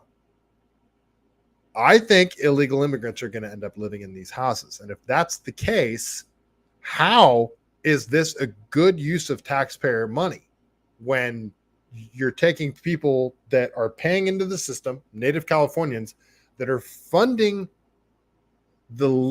the ability to, you're funding illegal immigration. You're funding the, well, I'm speculating that that's who's going to end up living in here. But yeah, I think illegal immigrants are eligible for Section 8 housing. And this is what I think is going to happen here. Here is the surrounding area, Skid Row. Now, the developer says that they believe that the architecture of this building, as well as some of the amenities it provides to the neighborhood, will overall improve the community. They believe that is one of the benefits of this building, too. It will not. This Skid Row will get worse. From the opening of this building to 5 years from now, we're going to be able to look back on this and show that it, in fact, did not help this area at all. And we should look at who's actually living in these units. Now, back out here live, I'm still waiting to hear on exactly when residents begin moving in. We'll bring that to you. Also, LA's mayor is here, Mayor Karen Bass. The project was approved prior to her administration, but her office does tell me that they benefited, this project did, from her executive directive that's meant to cut red tape for affordable housing and shelters for homeless housing. It helped here, they tell me, in the form of expedited inspections. That's the latest live here in downtown LA. I'm Lauren Lister. I'll send it back to you. Okay. So this man describes not just LA. So this is from Soledad Ursua, but I don't know who made. Oh, this video is from, I can't read his name, his TikTok name. Let's see here. Dater Right Stuff on TikTok. And he perfectly describes not just LA, but San Francisco, Oakland. San Jose is not as badly run as those cities, but this is the anarcho-tyranny of California cities. Just listen to what he has to say here. This is a perfect example of a two-tier justice system, what's allowed versus who's punished. So if I set up a homeless encampment here, that's fine. But if I park here for 5 minutes, they're going to fine me $200? Got it. And that's true. That's true. Like, you look at what's going on in the Tenderloin, how people make permanent encampments on what would ordinarily be a parking spot that has a meter, but they don't do anything about it. They'll just let them live there forever. Meanwhile, over in Pacific Heights, you've got contractors. Pacific Heights is one of the most rich areas on earth, and people that live there are constantly remodeling their houses. Tons of people are remodeling their houses all the time. There's always somebody doing a remodel, which means you always have construction vehicles up and down the streets on any given day of the week. Well, it's 2-hour parking in Pacific Heights. And if you're working there in a big, giant construction vehicle, you have to go down every 2 hours and move your vehicle and try and find a new spot to park. Or the little 3-wheeled buggies, the Nazis with the cameras on their freaking vehicles that check the position of your tires, will come by and they'll give you a ticket if you've been parked there for more than 2 hours. Like and you're just trying to work. So that's also why there's a 30% surcharge on anybody that wants to get work done in San Francisco, because it's impossible to find parking. And then when you have to go, it's not just moving your car. You have to move your car maybe sometimes close to a mile away because there's no parking anywhere. And everybody's doing the car shuffle every 2 hours. It's insane. It's absolutely idiotic. Not to mention they do the street sweeping. So it'll say every third Friday of every leap year on odd years, you have to move your car to the other side of the road. Like you're not allowed to, you need a cipher to figure out where you can park in some areas too. It's San Francisco's nightmare. So it's just, again, the anarcho-tyranny of the city. Parking enforcement versus, hey, go ahead and pitch a tent, shoot up heroin, and throw your needles in the gutter and shit on the sidewalk. That's fine, but don't park here for 2 hours. Okay, this is from Kevin Dalton. This is insane too. So this is out of LA. Homeless man attacks elderly couple, leaving one of them severely injured and the other brain dead. Los Angeles County District Attorney George Gascon, of course, wants charges reduced to a misdemeanor, leaving yet another family of victims without any sort of justice. Like, it's freaking insane. Let's go to Fox 11, Van Nuys. In the video, you can see the defendant, Charles Green, attacking Jose. They're on the ground. When Guadalupe tried to help her husband, she was pushed by the scuffle, fell down, and hit her head on the concrete. Whatever happened to her he can't be held accountable for. Only what he did to my dad. But even what he did to my dad, they want to give him a misdemeanor battery for beating an old person up. She's technically lifeless. The only way she's still alive is because she's breathing through a machine. And I just breaks my heart that the DA's office is no longer advocating for their victims. Victims' rights advocate Moses Castillo, along with a Marcy's Law attorney, plan to be in court on Friday to ask the judge not to dismiss the felony count. Even though the doctors have told the family there is no hope for Guadalupe, Jose is praying for a miracle, while at the same time seeking justice. There's really no justice because he's not receiving any consequence whatsoever for what he did. Prosecutors explain that the victim should have never gotten out of the car because that only made matters worse. Oh, isn't that called victim blaming? So dude gets jumped by or gets attacked by a homeless crazy person. The dude's wife jumps in to try to save her husband, try to help in some way, gets knocked onto the ground, hits the back of her head, and now she's on life support with a breathing tube. And they're probably going to have to pull the plug and let her die.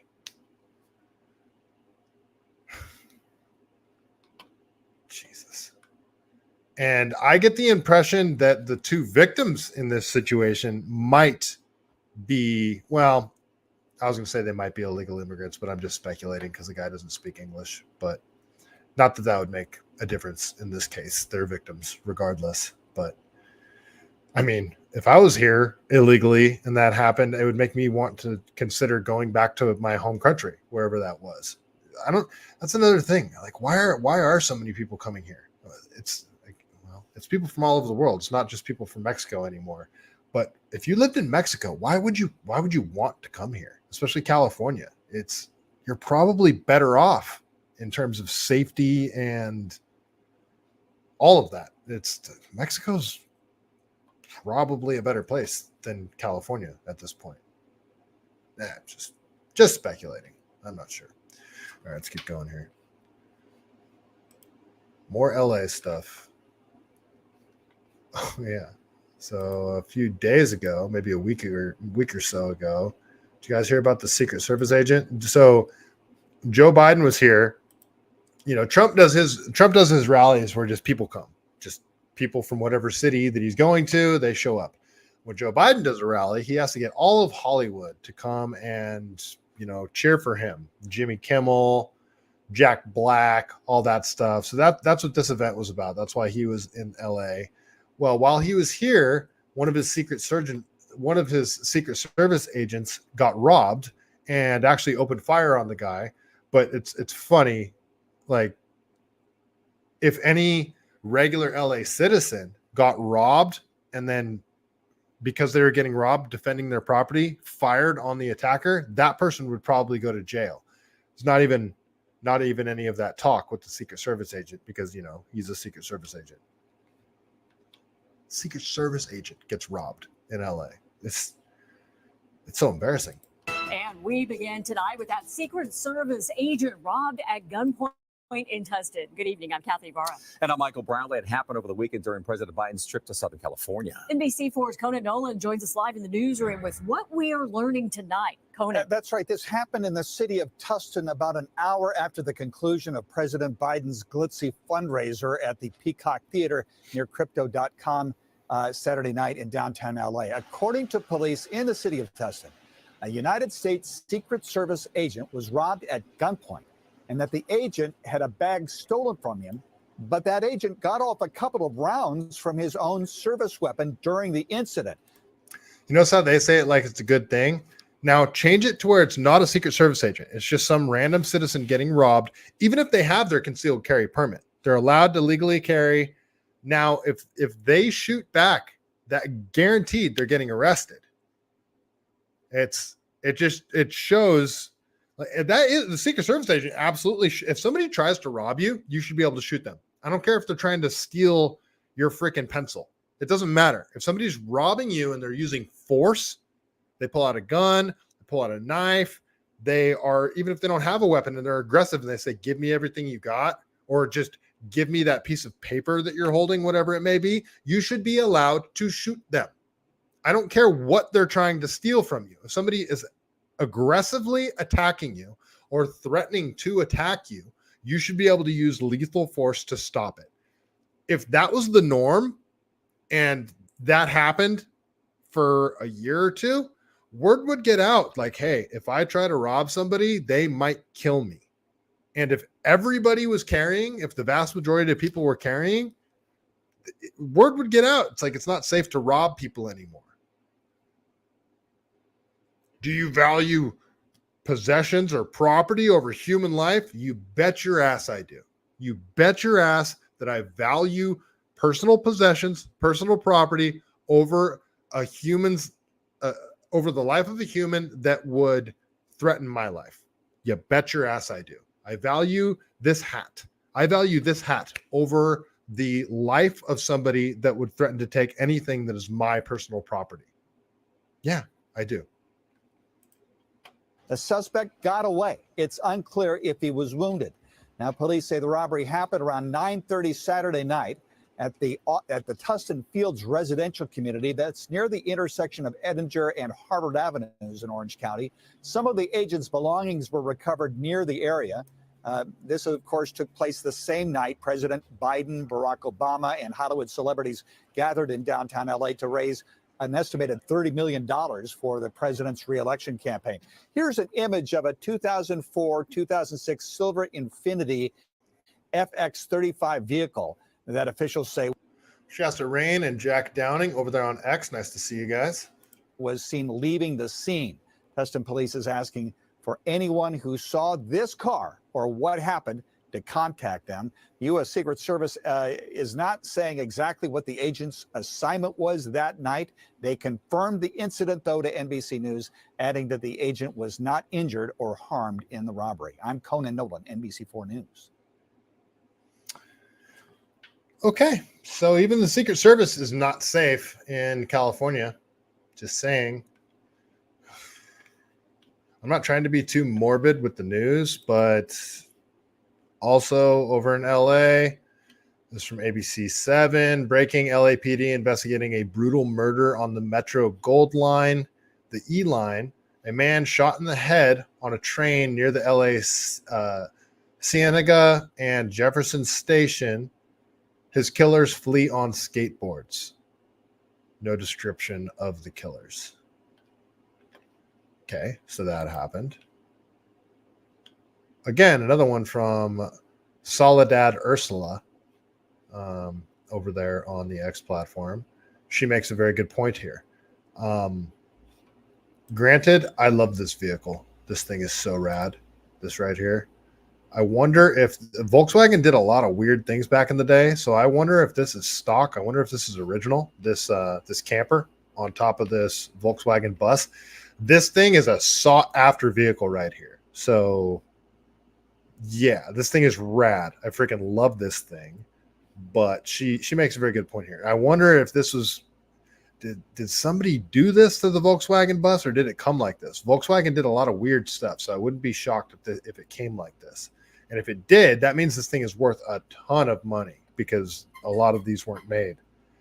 If it didn't come like that and somebody did this to the vehicle, it really hurt the value. Anyway, see what her point is here. And I don't know if she's accurate because this person has a historic, you see the license plate on the car, California historic vehicle. So I'm not sure if she's accurate here, but her point remains the same. So she says, a homeless individual with a fake license plate, and I don't know if that license plate's fake. I think that's a real license plate, parked outside my home a few weeks ago because they don't have a license plate or VIN. The city says they can't tow it. Okay, maybe it is fake. But I have to pay $265 annually to register my vehicle in California's two-tier justice system. And she shows her registration right here. So smog abatement fee, $25. County district fee is $11. License fee may be an income tax deduction, $55 or $58. Sorry. Registration fee, $171. It's freaking frustrating as hell. Yeah. I don't think you should have to register your vehicles at all, personally. Just saying. Oops. All right, let's keep going here. All right, let's go over to Clown World. This is, again, more stuff that happens right in broad daylight. This is all LA stuff that I'm going over right now. And this is, is this Wilshire Boulevard? This looks like a nice area in LA. This doesn't look like, yeah, this is a nice area in LA. I think this is Wilshire Boulevard, like on the border of LA or on the border of like Santa Monica and Beverly Hills. I could be mistaken, but this is the area that it looks like to me. Yeah, this guy, I don't know if this is a real Shelby Cobra, but it looks like they tried to carjack him, and this is in broad daylight, pulling out a gun. This shit's insane. The caption says, LA is literally GTA. Oh! Oh! Oh! So you guys saw that, right? He's holding a gun, right?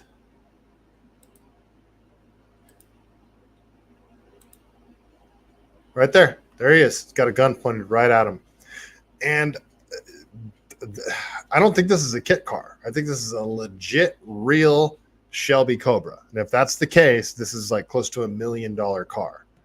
And there's a tow truck there. So I don't know if it broke down and he's getting towed in the middle of the street. And I don't know what's happening here, but dude's getting robbed. It looks like they're trying to carjack him. Like,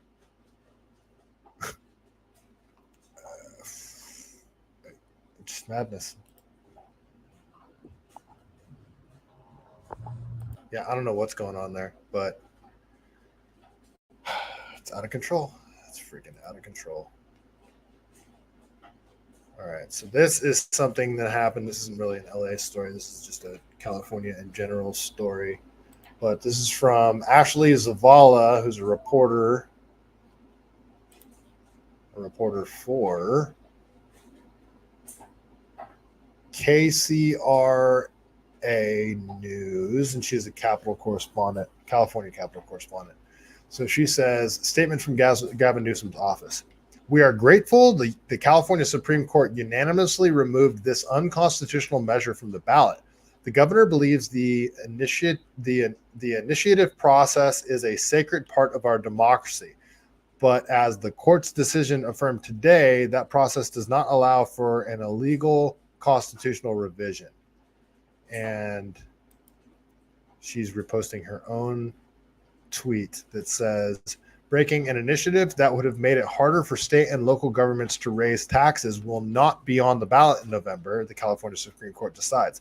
Court ruled in favor of governor and California legislature, which urged the court to strip the Taxpayer Protection Act from the ballot. She says, decision was unanimous, with court saying it was impermissible revision of the Constitution and how the government fundamentally operates. Neither Newsom nor legislative leaders, Speaker Rivas and Pro Tem McGuire, plan on making themselves available to reporters today. Prepared statements apparently coming soon. Prepared statement, that's the one I just read. Okay, statement from Senator Pro Tem Mike McGuire. Today's unanimous Supreme Court decision protects California and our ability to provide law enforcement, fire protection, and vital services that communities rely on. The court worked long and hard on the decision, which clearly stated that the initiative process can't be weaponized to undermine the basic functions of government prescribed by our Constitution. Protecting democracy, you guys. All right. Well, let's go over to Dr. Human David Ameti. He does not seem to agree with them. Let's see. So, all right, this is the actual ruling. This is the actual ruling from the California Supreme Court. It says, Legislature of the State of California, Weber opinion on the Court of Lou J. For the reasons we conclude that the TPA would clearly accomplish such a far-reaching changes to the nature of our basic governmental plan as to amount of revision of the Constitution, the measure exceeds the scope of the power to amend the Constitution via citizen initiative. It is within the people's prerogative to make these changes, but they must be undertaken in a manner commensurate with their gravity. Though the process for revision set forth in Article whatever of the Constitution, conclusion, the peremptory writ of mandate shall issue directing the Secretary of State to refrain from taking any steps to place Attorney General Initiative number 21-0042A1, also known as Secretary of State Initiative number 1935, on the November 5th, 2024 election ballot, or to include measure in the voter information guide. In light of time constraints under which the Secretary of State required to act, the opinion and judgment shall become final 5 days after it is filed. California Rules of Court rule, blah, blah, blah, Superior Court, blah, blah, blah. Each party shall bear its own costs. Okay. All right. So that's the ruling. Dr. Ameti says, Governor Gavin Newsom has issued the courts to undemocratically block the Taxpayer Protection and Governmental Accountability Act, TPA, from the November 2024 ballot, preserving his ability to raise our already highest in the nation taxes. This decision undermines direct democracy. Why'd you have to add that in there? Like, direct democracy is freaking stupid. This decision undermines direct democracy and the will of the people It's time for California to elect new leaders who truly represent us, reject the establishment, and fight for taxpayer rights. Stand with us to demand constitutional amendments that limit taxation and promote accountability. See, Dr. Merrit still thinks that we can vote our way out of this. And, I commend him, but I don't think there's any voting our way out of this. I mean, we've got people, they've got the vote blue no matter who people that are completely propagandized. The people that are like, we just need more housing. Like the actual citizens that are being bent over the coals every single day with insane government taxation, inflation, surcharges, red tape that inflate the costs of everything, like building housing, lack of inventory, all that stuff. And they'll still sit there and be like, oh, the homeless problem's just, we don't have enough housing. That's what the problem is. That's it. They'll still vote blue no matter who. And then you've got the rigged elections with universal mail-in ballots, no voter ID laws, the same stuff that I'm always talking about. So Dr. Merrit continues, I strongly advocate for recalling the entire California Supreme Court. The process is pretty straightforward. Get several 100,000 signatures on a recall petition, get them verified, and then run candidates to replace each. It's not much extra effort to collect several signatures, one per justice, than to collect one signature. So may as well have each person sign multiple forms recalling the entire group of justices with one effort. Now here's my concern. Will the justices themselves declare the recall effort unconstitutional as they did with the Taxpayer Protection Act? Now that would be interesting to see. Okay. He's reposting Susan Shelley, she's a columnist. I thought we used to follow each other. I guess we don't anymore. Anyway. Okay. Yeah, that's all my LA stuff. So your ability to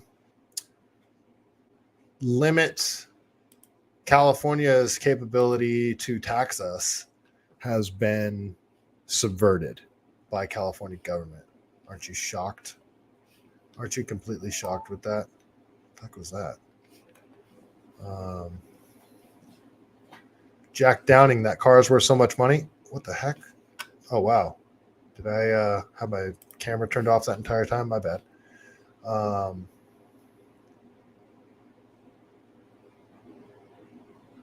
Shasta Rain, Jack Downing, I see you guys. V1800 over on Rumble. They're removing planters from the sidewalk that block tent cities so the tent cities can go back up. Interesting. That's wonderful, isn't it? All right. Jack Downing. So do you think that that VW bus, do you think it was, I think it was stock like that. I think it came like that. That looked factory. And if that's the case, yeah, that thing is worth a ton of money. Like, I'm just guessing, but I mean, yeah, I think that thing's worth somewhere between like $70,000 and $100,000. That's how insane. Like, that's why I doubt that was a homeless person living out of it, because that thing, and I doubt those plates were fake too. The California Historic Vehicle. People have no idea how sought after VW buses are. Even like the standard normal amount of window buses. If it's anything that's out of the ordinary that came factory, like if that thing came factory, they probably made like 100 of those things. And there's probably maybe 2 still existing. So yeah, those things are insane in terms of value. That thing at auction would bring a shit ton of money, I'm sure, if that's factory. Even if it's not factory, that VW bus is still worth a lot, because that customization was done really well if it wasn't factory. All right, let's keep going. I got some more stuff I want to talk about. I got San Francisco stuff I want to talk about. Let's see here. All right, where are we at? Sorry, I got all mixed up, folks.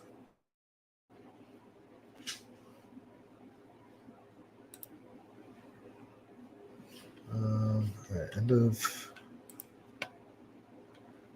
Where are we? Where's my San Francisco stuff, you guys?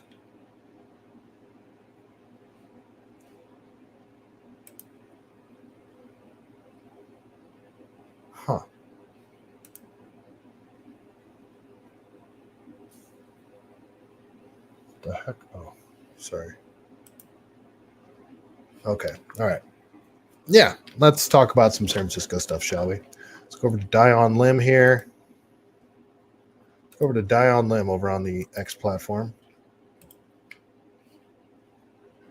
California, Gavin Newsom's $20 minimum wage for fast food workers strikes again. So, the Stonetown Galleria McDonald's is closing today after more than 30 years in business. This is not the Tenderloin. This is not like a super bad area of San Francisco. This is a McDonald's that should be doing really well. It's in a decent location, and I'm sure business is fine. But the franchise owner, Scott Roderick, told me this was for two reasons. He says the landlord was unwilling to negotiate a sensible rent, that property taxes and mall fees were the highest paid in a single location for the company. So this is the highest.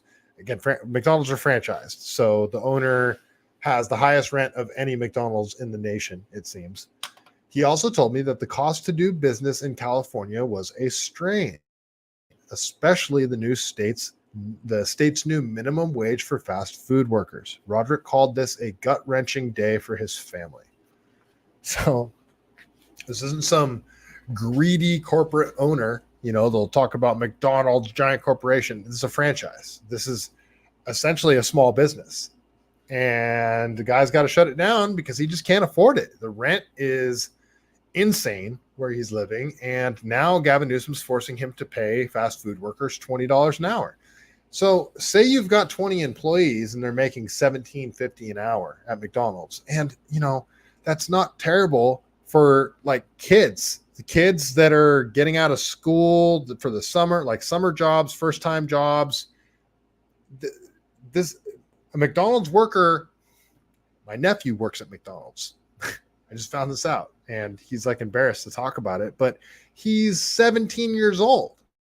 And that's who's supposed to be working at McDonald's. It's not supposed to be a career. So this mandated minimum wage for fast food workers is not supposed to be a living wage. These are like kids that are living at home, first job they ever had kind of thing. My first job was $5.75 an hour, working at Stuffed Pizza back in 1998, I think. Anyway, I had a great pizza place. San Jose Stuffed Pizza over there on Cottle. You guys remember that? San Jose locals, great pizza. It's not there anymore. They changed it to Tomato Time, and I don't even think that's there anymore. But Stuffed Pizza was fantastic. I think they still have one in Santa Clara over on Homestead. But anyway, yeah. So this is basically a small business being forced to shut down because of Gavin Newsom's $20 minimum wage, and then just the general cost of living, cost of doing business in California. So there's that. All right, and this is one of the public libraries in San Francisco. This is Ricky Wynn over on X, and a lot of people get mad about filming the homeless and like just the general poor behavior that goes on the streets of San Francisco, Oakland, San Jose, LA, wherever, and they want to keep people from doing it. I am of the exact opposite mindset. There needs to be a giant spotlight shined on all of this, on what has been deemed acceptable to happen on the streets of California. None of this stuff should be acceptable, and it should be exposed. And they're talking about like shaming the homeless, this and that. Well, yeah, they should be shamed, not because they fell on hard times and they ended up on the streets, but because they got addicted to drugs and now they're stuck on the streets. A healthy amount of shame is good for everybody. First of all, this shouldn't be tolerated on California streets. So we should be shaming ourselves for tolerating it. And then we should be, shaming the individuals that are shitting on the sidewalk because they're too drugged up to make it to a bathroom. Yeah, we should be shaming them. That's tough love. Well, that's what Ricky Wine does over here on the X platform. So let's check this out. This is outside of a San Francisco public library, a place that parents should be taking their children to. Does this look like a place you would want to take your kids to, you guys? Look at this. And there's the Capitol building. Right by the front door. Like look at this. The guy's got a fire burning right here. This entrance is completely blocked. This is a public library, again, a municipal public library, taxpayer funded. None of this should be acceptable. And people will be like, why are you filming? Why are you shaming? Because this needs to be exposed. This needs to be talked about. This is a problem.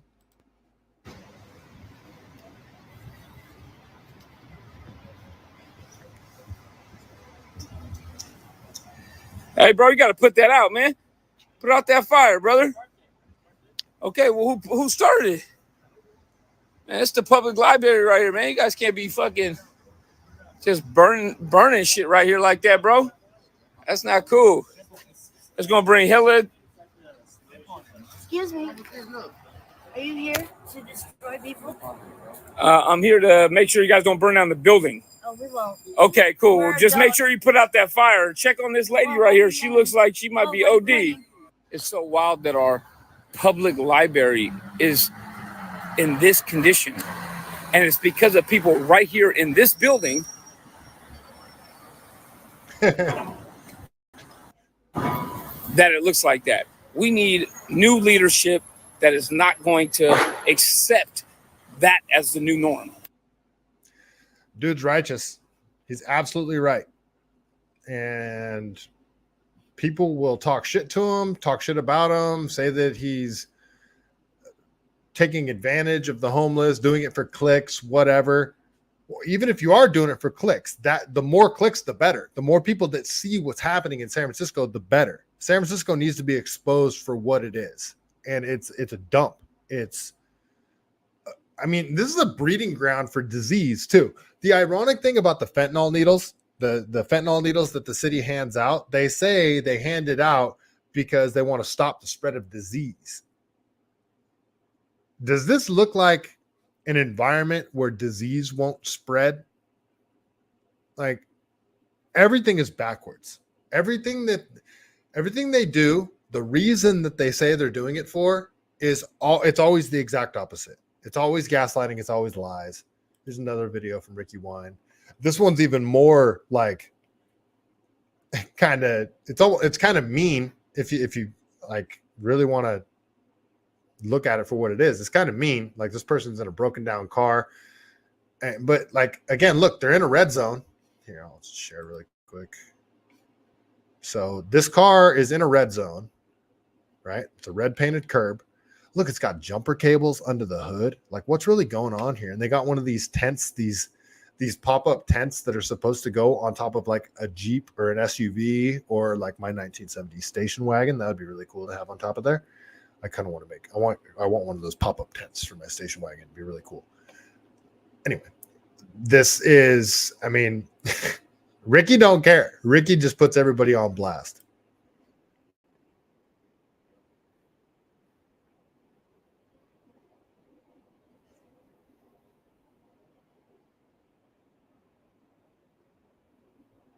He called it a Dentley.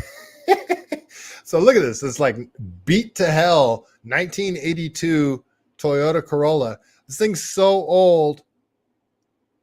Oh no, I thought it said Datsun for a second. No, it's a just beat to hell Toyota Corolla. Like, I don't even know how they drive this thing. Looks like it's on a spare tire. Current registration.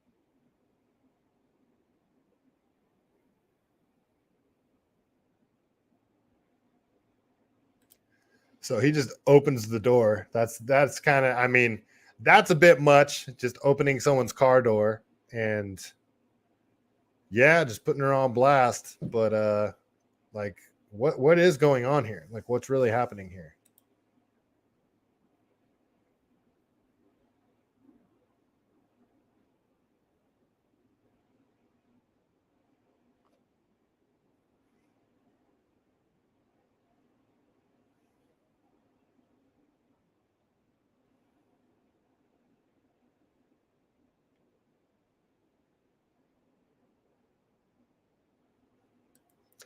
So I don't necessarily condone what he's doing there, but I don't really have much against it either, because shit's out of hand.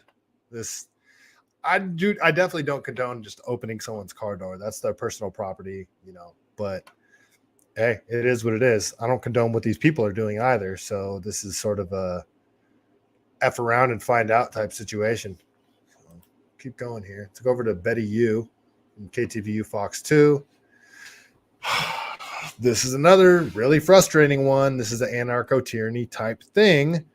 So what the city has decided to do, because they have these like late night markets, these late night gatherings in certain spots in the Tenderloin, where it's like massive drug activity and like kind of like an illegal flea market where they take stolen merchandise and sell it on the sidewalks and shit like that. Well, what did they decide to do to try to curb that late night activity? They decided to force businesses to shut down between certain hours. So Betty U says San Francisco to shut down some Tenderloin stores during overnight hours to crack down on drug activity. As long as you have people wanting the drugs, there's still going to be people here still selling the drugs. And that's from JJ Smith. He's a great follow over there on the X platform. Yeah, like liquor stores and stuff like that are going to be forced to shut down. Like small markets that are open 24/7 are going to be forced to shut down during certain hours. It's like, that's a private business. They should be able to be open any hours they want. And they're doing it because crime is out of control on their streets. And somehow it's the business's fault that they're not enforcing the law, that they're allowing crime to run rampant. So they're taking it out on the businesses once again. Let's go to TVU Fox 2 and see what they have to say about it.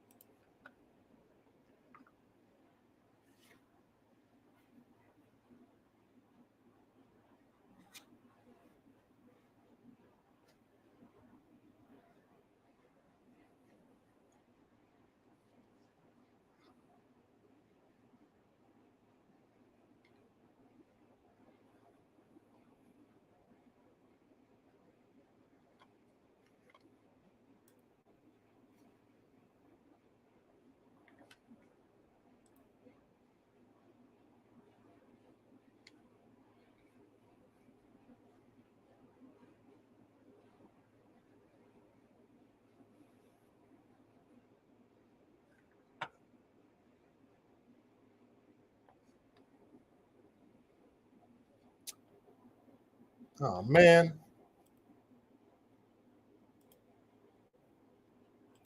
Is it doing it again, you guys? I just got a notification that there's no audio.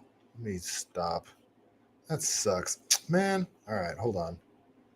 Yeah, I just got a pop-up. It says your browser has lost connection to your screen share audio. Okay, so let me stop sharing. Go back to, I don't know when this happened, so I'll have to go back. It's freaking annoying. Sorry about that, folks. All right, let's go back to Betty U. Hopefully it'll play this time. Start the video over.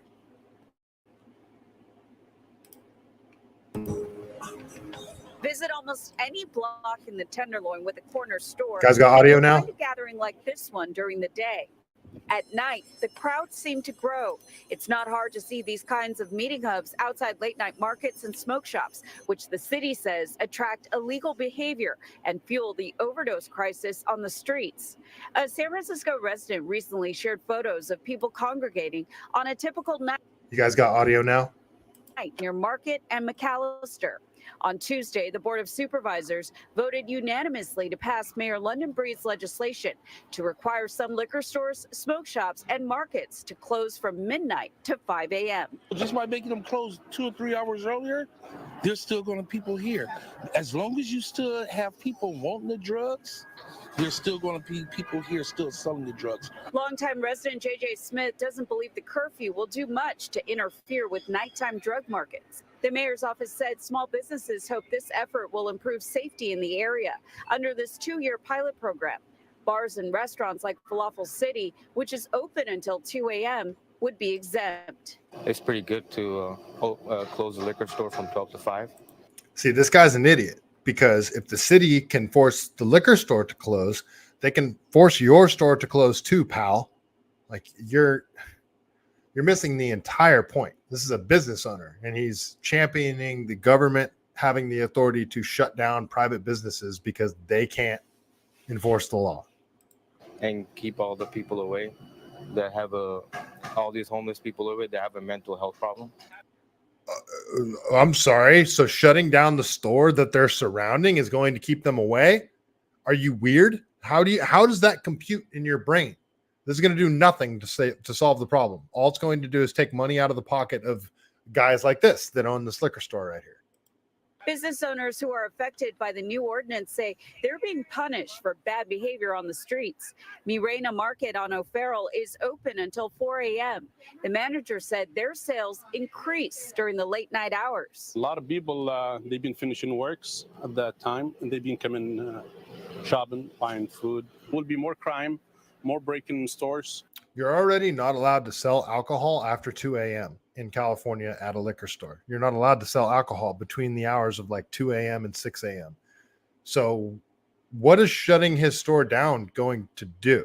He's selling, like at that point, it's just a convenience store without selling alcohol. What is this going to accomplish? Meanwhile, the city said it's making progress with state and federal partners. In the last year, it's made more than 3,400 arrests related to drug activity and seized more than 77 million lethal doses of fentanyl. In San Francisco, Betty Yu, KTVU, Fox 2 News. More frustrating things. All right, so this is also from KTVU Fox 2, and this is a study put on by Wallet Hub, a Wallet Hub study. According to them, based on their metrics, San Francisco is the worst run city in the United States, even worse than Oakland. Unbelievable. So this is a response from London Breed's office. San Francisco. These are not words that San Francisco Mayor London Breed wants to hear. The city is the worst run in the United States. Well, that's at least according to a new Wallet Hub study evaluating the effectiveness of local leadership, which calculated a quality of city services score comprising 36 criteria compared against the city's total per capita budget. Wallet Hub's ranking, the personal finance website said, tries to show how well a city's leaders manage and spend public funds by comparing the services that residents receive. San Francisco ranked 148th, the bottom of the list. Nampa, Idaho got the best ranking. And there was multiple cities. Idaho looks like it has some really well-run cities. I saw the list, and there was like two Idaho cities in the top 5. Breed's office took issue with Wallet Hub's ranking system, saying the website does this every year, and every year it's misleading and inaccurate. Well, it seems like every year San Francisco gets a little worse, and San Francisco is pretty bad. So are they really that far off the mark? That's because Breed's office said the study compares San Francisco's city and county budget with other cities which just have city budgets. What? San Francisco County is just San Francisco and South San Francisco. I don't believe any other city is in San Francisco County. Like the city is its own county, from my understanding. So I don't know what she's talking about there. Breed highlighted the lower crime rate, the deterrence of open-air drug markets, housing for more than 15,000 people, and community business partnerships in San Francisco as some examples. Wait, she highlighted deterrence of open-air drug markets? San Francisco is the example of open-air drug markets in the United States. San Francisco, LA, Philadelphia, Oakland are the cities you point to when you want to show that open-air drug markets are a problem. And she's using that as a highlight of what her city is doing right. Sorry, my German Shepherd's got her squeaky toy. Sorry, it's super cute too because she's 16 and it's funny when she gets excited. Okay, London Breed continues. I'm tired of the people who talk about San Francisco as if our troubles are inevitable and our success is a fluke.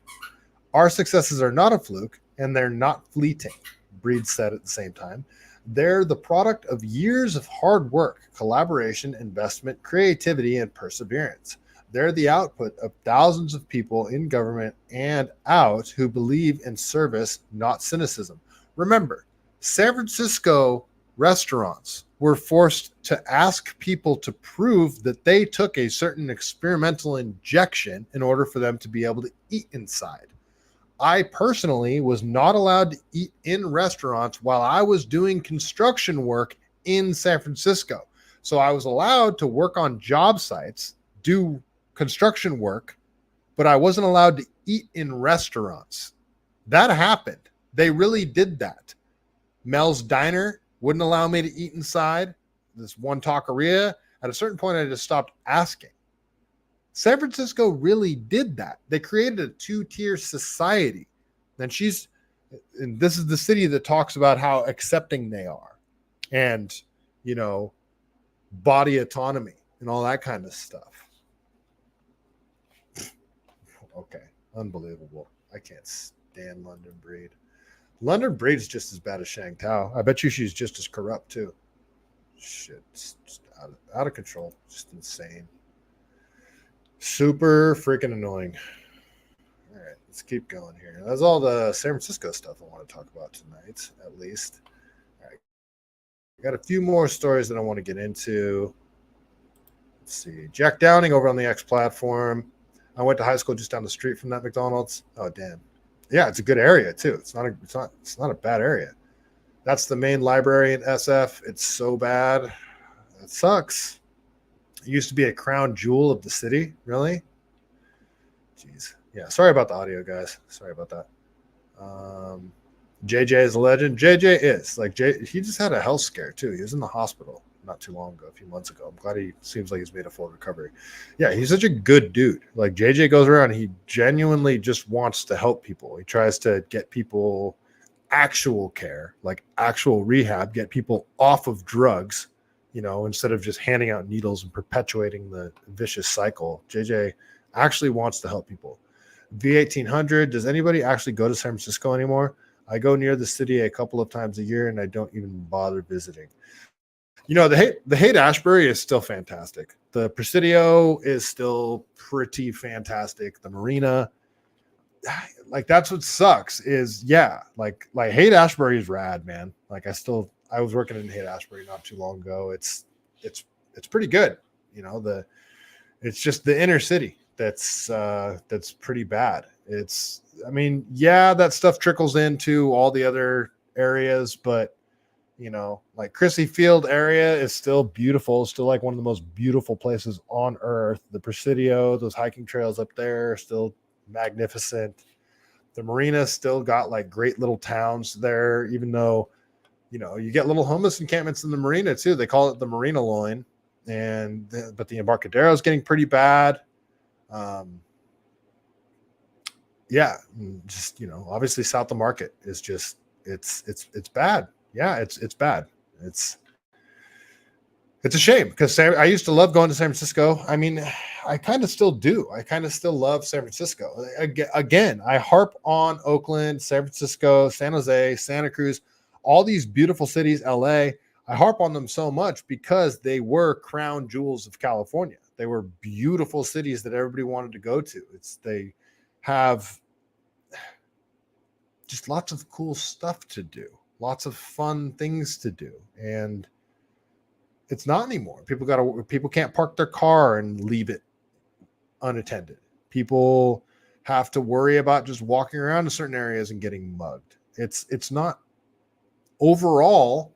It's just not safe anymore, and that's just hugely unfortunate. So, yeah. All right, that's about all the California stuff that I want to get into. There's some national news stuff I want to talk about. And here's a story that I didn't even know this, and why aren't more people talking about this? So let's go over to Jacketed Legend here over on the X platform.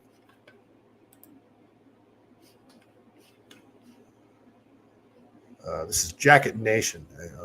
I apologize. Jacket Nation over on the X platform. And this is from somebody on TikTok. I think this guy's got a pretty big account on TikTok. It says the older millennial.1. And I didn't even know this was happening. There's a guy that got arrested on January 6th And he's been in jail ever since and has never had a trial. Like, think about that. They arrested him. He's been in jail for like 3.5 years now. We're coming up on another election. He's never had a trial. He's been in solitary confinement a bunch of the time as well, from my understanding. So why aren't people talking about this? Did you guys know that? Like, there's still a January 6th prisoner that was locked up and hasn't had a trial, and he's still in there. 3.5 years. That's a long freaking time to be in jail. Like, think about like hardcore criminals that did something really, really bad and served less time than 3.5 years. This guy's been behind bars the whole time and hasn't even gotten a trial. Like, how is this possible? Did y'all know that there was a guy who was arrested for January 6th who has been in jail for 3 years and still hasn't had a trial? It's wild that this isn't bigger news. But this is Jake Lang. He was arrested on January 16, 2021, and he is still in jail, but hasn't had a trial. He hasn't even had a fucking hearing. Laura Logan talked about it on X. Political prisoner Jake Lang was arrested on charges related to January 6th when he was 25 years old. He has now had his 26th, 27th, and now 28th birthday behind bars without a trial. And he has spent much of that time in solitary confinement.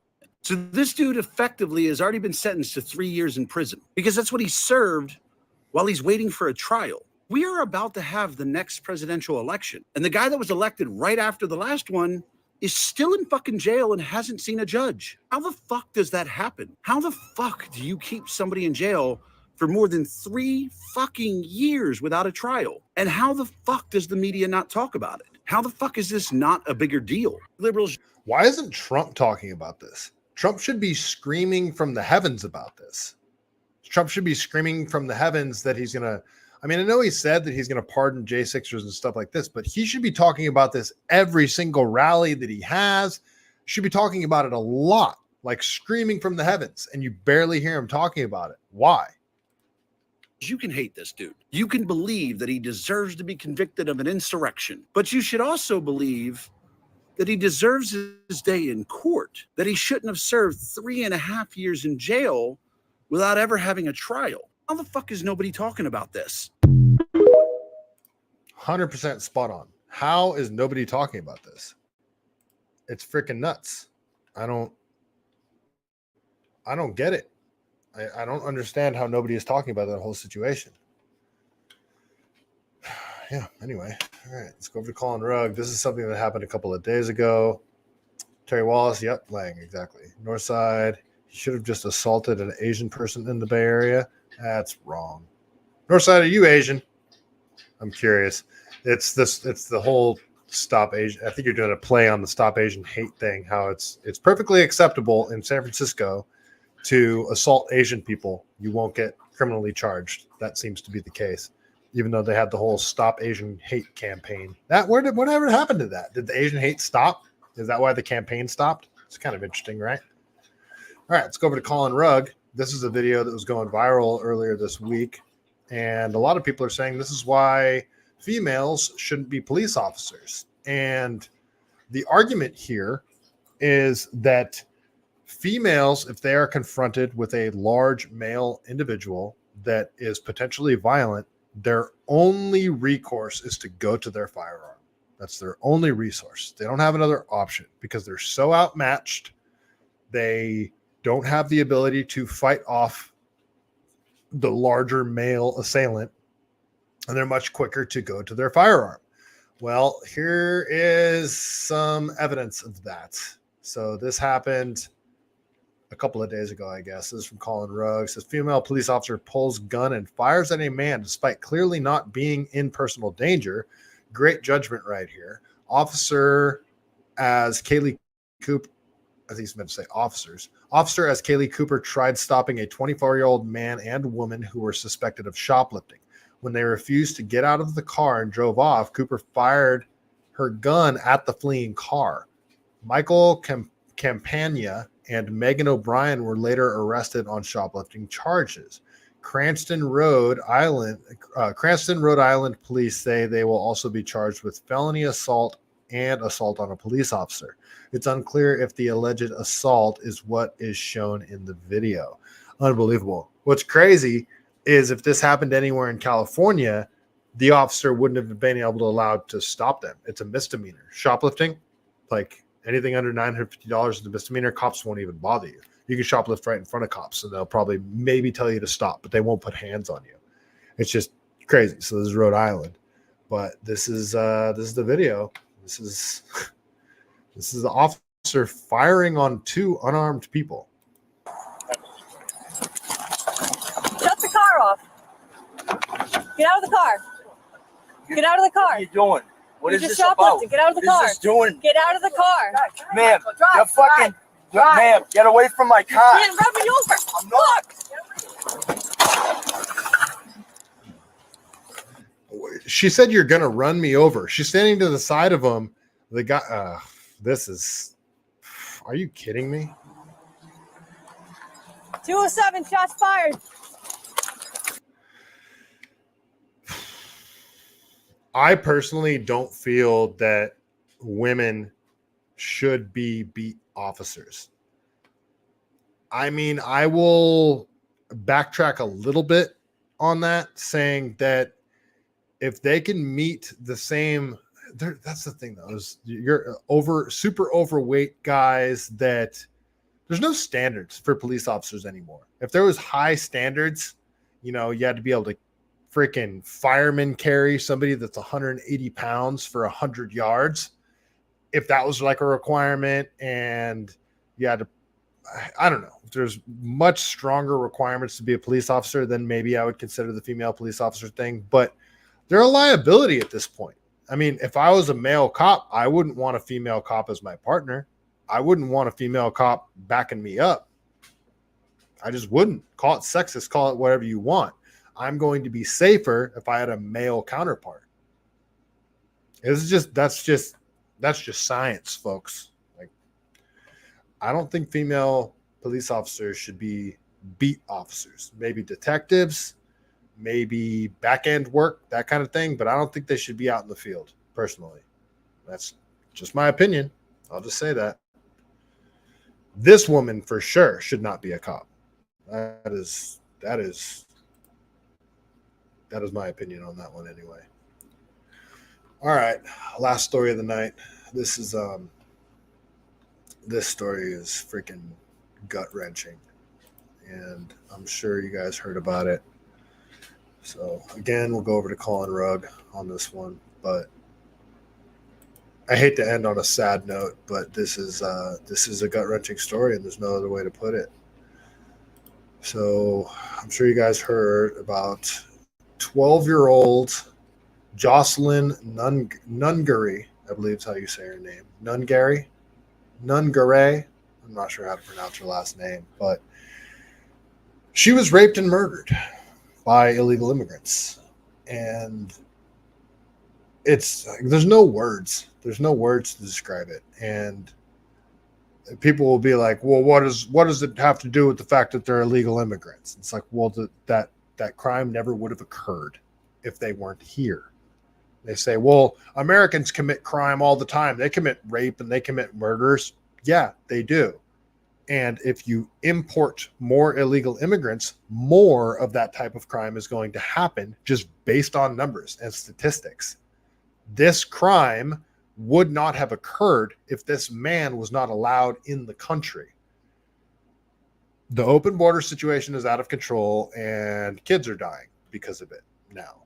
So this is from Colin Rugg. He says, breaking one of the migrants. Even Colin Rugg does it. You mean illegal immigrants.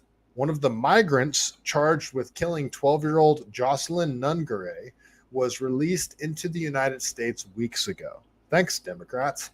According to the New York Post, one of the men was released into the U.S. after he claimed he was afraid for his life. Johan Jose Rangel Martinez, 21, and Franklin Jose Peña Ramos, 26, both reportedly from Venezuela, were arrested in Houston, Texas for the death. According to police, they were seen speaking to Jocelyn before being seen with her at a convenience store and later on at the bridge where she died. Peña Ramos allegedly crossed into El Paso, Texas on May 28th and was later released. watch this quick footage here. It's only 28 seconds. Considered persons of interest and seen in surveillance photos shortly after she was killed. KPRC2 photojournalist Roger Franco and I were the only ones present at these apartments in North Houston when both men were placed in handcuffs and put in the back of police cars. Now, that little girl was found earlier this week on West Rankin Road. Police believe she snuck out of her apartment sometime after 10 o'clock Sunday night. Her mom considered persons of interest. 12 years old. The girl was 12 years old. All right. Let's go over to Chicago Ray and hear a little bit more about this story. So this is from one of the officers on the case here. He's talking about it. So I'm here today because our team has worked tirelessly tracking evidence in this case since the discovery of Jocelyn by a citizen on the morning of June 17th, 2024.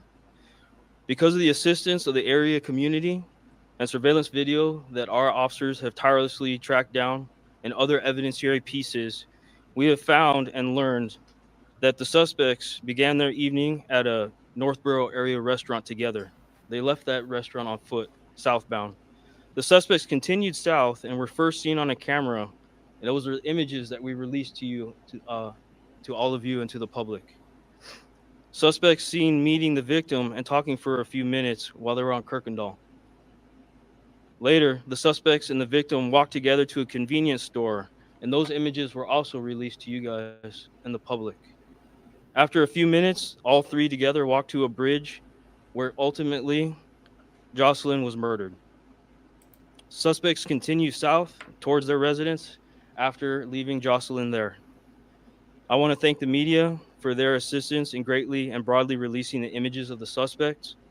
I want to thank all the witnesses who have been brave, coming forward, talking to the police, and giving us the information that we needed to identify these suspects.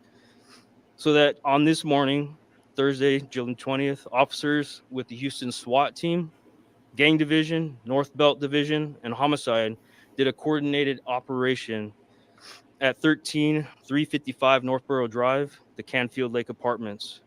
And there we were able to find the two suspects, detain them, and transfer them back here to Travis for questioning. While there, CSU continued to process their location, searching for more evidence, which they have found. The suspects are now facing charges of capital murder, one being Johan Jose Rangel Martinez, the second male being Franklin Jose Peña Ramos.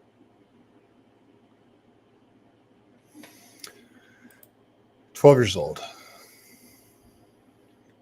Let's listen to what her mother has to say about this.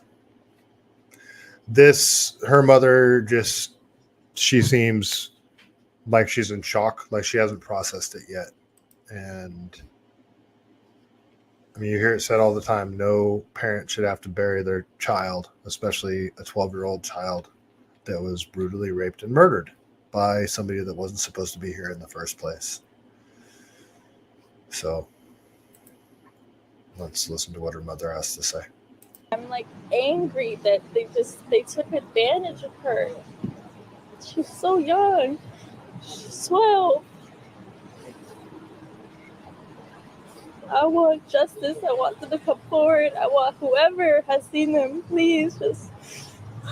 You took my baby away, Mom. You took her away. Now I get to let her brother know her sister is never coming home.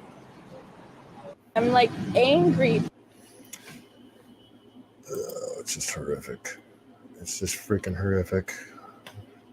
And then Libs of TikTok points out, not to be too rage baity, but I mean, it's sort of warranted in this situation. But she points out that Joe Biden's Twitter account has over 20 tweets from Biden about a criminal who overdosed on fentanyl, talking about George Floyd. So over 20 tweets about George Floyd. Not a single tweet about an innocent 12-year-old girl who was raped and murdered by an illegal alien invader who came here illegally a few weeks ago. She says, say her name. POTUS, Jocelyn Nungaray. It's horrific. It's freaking horrific. And there's a whole list of people that have been killed by illegal immigrants now. And there's Americans commit crime too. Yeah, I know. This adds to it. This is a whole other set of violent crimes that you have to stack on top of what Americans already do, where they shouldn't be here in the first place. It's infuriating. So I was going to make that the last story, but I forgot I had one more thing that I wanted to talk about here. And let's see, where is it? Okay. Yeah. So there, good. I don't want to end on that super sad situation. And we'll go a little bit over tonight. That's fine. I only get to talk to you guys once a week now, at least for 2 more weeks. Actually, I'm probably going to do a show on Tuesday. I'm going to have Tracy Henderson with the California Parents Union, my lawyer. She wants to talk to me about a couple of bills that are going on in California. So I might do a little like hour-long, 90-minute long episode on Tuesday just to talk with Tracy. Haven't caught up with her in a while. So I'd like, if you guys haven't met her before, you guys can hear from her. But there's a whole situation going on out in Idaho that everybody should be aware of. This whole thing is kind of insane. So Michael Letter, nice to see you. I know under somber circumstances. Matty Bracco, but we don't want the immigrants to feel bad by kicking them out. Yeah, right. Matty Bracco over on X. What's sad is this community probably has no idea that they voted for these policies. That's possible. Michael Letter over on X. Of course, why would you blame others for a crime 2 individuals committed? Right. Matty Bracco over on X. When your president is asleep in bed by 2000 hours. Yeah. Yeah, exactly. What is that? 8 o'clock? I'm sorry, I suck with that. All right, let's keep going here. There's a situation going on out in Idaho that everybody should be aware of because this is pretty crazy. The water situation going on out in Idaho, how the government is trying to restrict farmers' water, and they're doing it under the guise of a water shortage, which they don't have. The underwater water tables are perfectly fine. They had plenty of rain this year. They don't have a water shortage at all. But if you if you give a company $15 million to create a new cobalt mine, which requires a shit ton of water to operate, well, then you don't have enough water. Then you do have a water shortage. The mine isn't going to have enough water. So what are you going to do? Well, naturally, you take water from the people that are producing food. So that seems to be what's going on out here in Idaho. So let's go over to, I wish I had this from his actual account, but this is Matt. I can't remember his last name, but we both follow each other. He's a cool dude. He does great content. So let's check out what Matt has to say here. Do you wonder where all the Ukraine money is going? Well, it looks like we've started. Oh, yeah, I forgot. And a lot of this funding, this $15 million came from the Ukraine bill that just passed. You know, the one where all of the American politicians were waving Ukraine flags on the House floor. And then Thomas Massey recorded a video of it and put it on the internet. And then they threatened to fine Thomas Massey for exposing it and putting it on the internet. So Massey doubled down and said that they're threatening to fine me. And then they didn't fine him. Yeah, that bill where they said it was Ukraine funding. We got to save Ukraine. Got to help them fight the crazy Russians. Yeah, no, that bill was to give some private corporation the ability to mine cobalt in Idaho and then steal water from farmers. A thread to pull. Idaho is trying to shut off water to 500,000 acres of farmland, 781 miles. But there's been plenty of rain this spring, so that's not it. They say it's due to water reserves underground, that it's projected to deplete at a too fast of a rate to preserve water supply. They need to shut off the water to 500,000 acres of Idaho farmland. But the Continuing Appropriations and Ukraine Supplemental Appropriations Act of 2023 approved $4.5 billion for direct financial support to the government of Ukraine, or so they said. Jervois Global Limited enters an agreement for $15 million for information on drilling at its Idaho cobalt mine, utilizing funds from the additional Ukraine Supplemental Appropriations Act. Why is money for direct financial support for the government of Ukraine being rerouted by the Department of Defense to a cobalt mine in Idaho? Cobalt used in batteries for your phones, computers, electric cars. There are countless valuable usages for cobalt. Any side effects of cobalt we should be aware of, considering we use it in everything? Cobalt exposure triggers impairments in cognitive and anxiety-like behaviors, brain oxidative stress, and inflammation. And do you know what's a necessary component of cobalt mining in mass? Guessed it, water. Lots of water. On May 31st, 2024, Idaho Department of Water announced shutting off water to 500,000 acres of farmland. June 21st, 2024, Jervois cobalt mine can start drilling 24 hours a day, 7 days a week. Idaho is shutting off water due to a shortage at the same time the cobalt mine is set to start operating 24/7. And it's Ukraine's funding bill, one of many, that gave $15 million to Jervois to restart operations after losing money. Couple of things to look further into. How many members of Congress have a financial interest in this cobalt mine? My initial research, a lot. Also, is it linked to the CHIPS Act, where they gave Micron a fistful of money to start manufacturing in Idaho?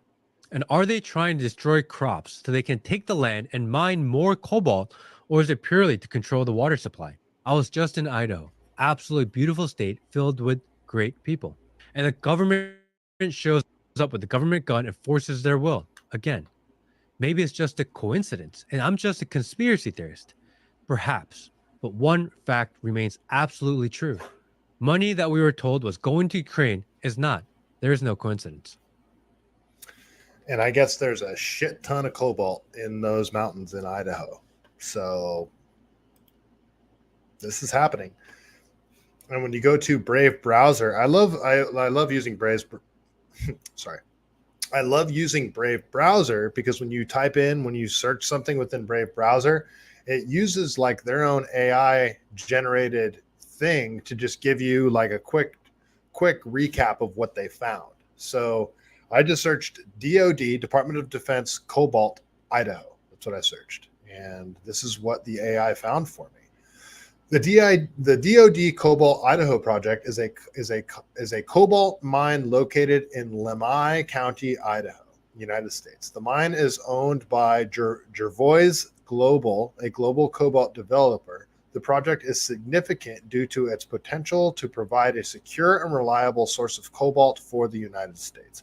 Project details: the location is in Lemhi, I think I'm saying that right, Lemhi, Lemhi County, Idaho, United States. Products: cobalt, copper, and gold are in the Nar Hills. Reserves: 3.8 million tons of ore, grading 0.5% cobalt, opened in 2022. And this shut down for a period of time. And people are saying that it was because China flooded the market with cobalt, which tanked the price of cobalt. So this mine actually shut down for a little bit. This project got put on hold. The company is Jervois, Gervois Global. Website, Jervois Global, blah, blah, blah. DOD involvement. The United States Department of Defense has shown interest in the project, recognizing the importance of cobalt in the production of critical defense materials. The DoD has entered into an agreement with Jervois Mining USA, a subsidiary of Jervois Global, to conduct feasible studies to expand cobalt extraction in Idaho. Project status: the project has faced some challenges, including the suspension of construction in late March of 2023 due to low cobalt prices and inflationary impacts on construction costs. And that's because China flooded the market with cobalt. I don't know why they're trying, I don't know how that helps them, but it does somehow.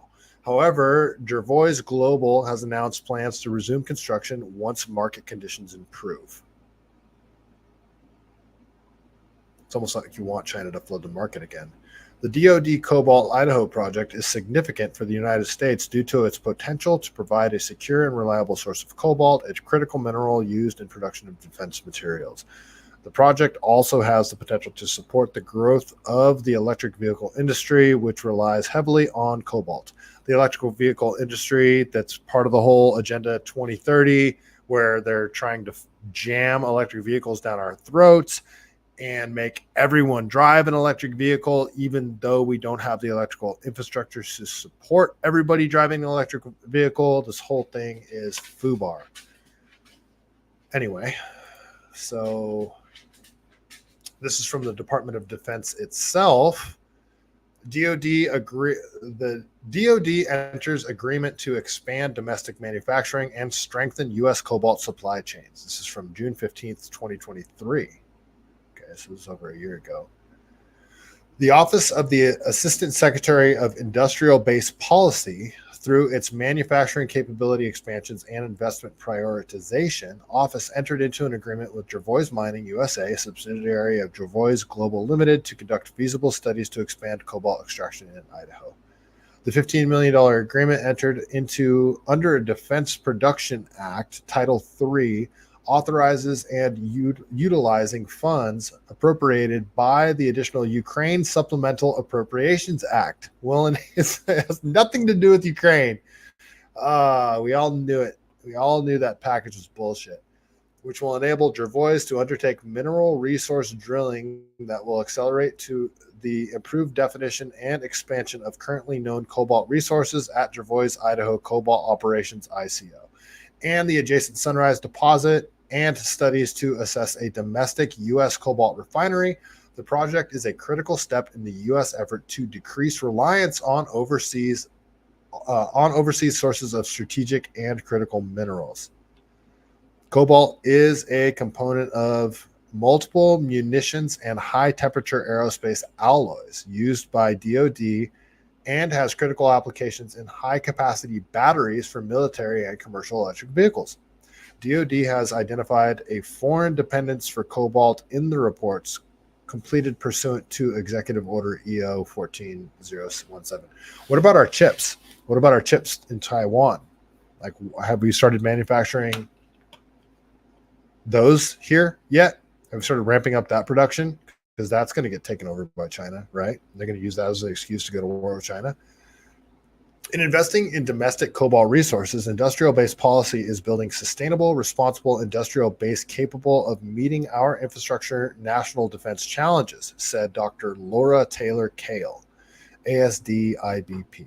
Investments such as the executive presidential Biden's focus on strengthening supply chains for critical minerals for large capacity batteries and our one step in Defense Department's strategy for minerals and materials related to batteries. Jervois Mining USA is a Nevada corporation based in Idaho. About the department, okay. Industrial-based policy is the principal advisor under the Secretary of Defense for acquisition of sustainable, okay, blah, blah, blah, whatever. Okay, so now what does this mean for Idaho farmers? Well, let's see what's happening to Idaho farmers. This is a small little Idaho farmer that noticed something funny with his water. Let's see what he has to say. Very interesting. The water master might be out of a job, guys. I'll tell you why here in a second.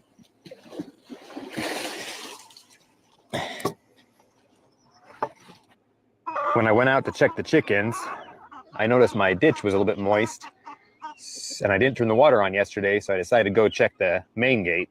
So because my ditch was kind of moist, I came out to check to see if there was an overflow or something, and noticed this little black box on my ditch. I didn't put this on. Here's a close-up. It's mounted to the post, or the lever I used to lift up the head gate. So if I was to move that, it would notify whoever's monitoring it. And in the mail, I got a letter. It says, "Dear Mr. Belk, the Water Canal Board recently installed a water monitor on your ditch to ensure responsible water usage within the community. We understand transparency is important, and we want to assure you this monitor is solely used for data collection and does not restrict your allocated water flow." It goes on to say, because of the director of water in Idaho. So I'm not going to mess with this for now. but I guess they didn't like the fact that I didn't voluntarily put it at the one on they sent me the other day.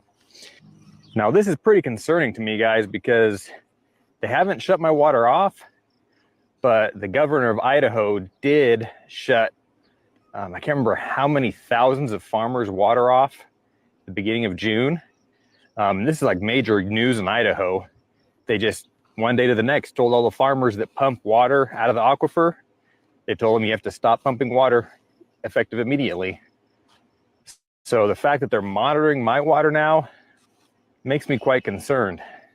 And if they can monitor the water wirelessly now, the water master, he won't have a job. So he's implying that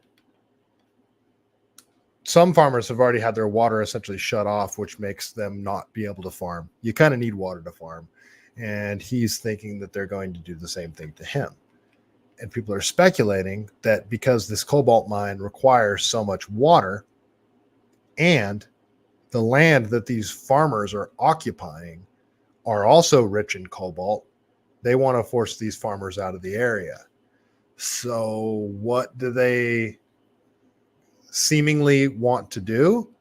It looks as if they would rather mine cobalt, where there's a ton of environmental problems with cobalt, the mining of it, and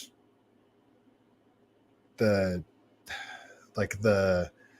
dust plume that it makes and what it does to people breathing it in, the people themselves that are mining it, not to mention the environmental damage, like the mine itself. And when you release these chemicals, cobalt, from the ground, it makes it so shit can't grow there anymore. So it appears that not only do they want to use the water that these farmers would ordinarily use to grow food, but they want to slowly push them out of there so they won't exist, and they could do like a land grab because that land is also rich in cobalt. This appears to be the situation. So what do cobalt mines look like, mind you? This is what cobalt mines look like. They are horrific hellscapes. If you guys ever saw a movie called The Rundown with The Rock and Stifler, I can't remember the guy that plays Stifler. I believe that's a cobalt mine that they show in that movie. But look at these mines. This is a cobalt mine, and nothing grows here after. Like, they create a big giant pit in the middle of a beautiful forest in the mountains to strip mine it of everything it's got. It's not good. It's not good, you guys. So another Agenda 2030 consequence, it seems. So let's go over to Wall Street Apes here. Wall Street Apes says, whoa, the Idaho farmland water shutoff coincidences keep coming. I posted showing evidence the real reason may be a land grab for cobalt mining. Look at this. Here, Idaho governors at a ribbon-cutting ceremony for Jervois, the same cobalt mining company, on October 7th, 2022. What an amazing coincidence. Here's a picture of Idaho's governor, Brad Little, at a ribbon-cutting ceremony for Jervois, the cobalt mining company, on October 7th, 2022. This is just days before it's speculated that China flooded the market with cobalt in order to drive the price down, causing Jervois to be unoperational. Here is a document on Jervois' website stating that they will be fully operational, or they will resume testing and mining just days before the order came down for our farmers to quit using the water because there was a water shortage. Okay, this is he's just quoting the video. So let me play the video here. This woman breaks it down.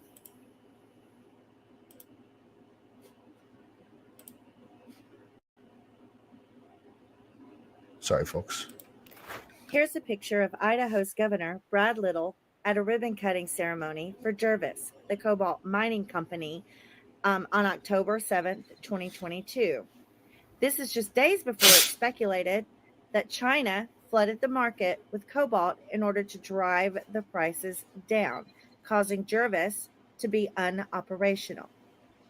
Here is a document on Jervis's website stating that they will be fully operational or they will resume testing and mining just days before the order came down for our farmers to quit using their water because there was a water shortage.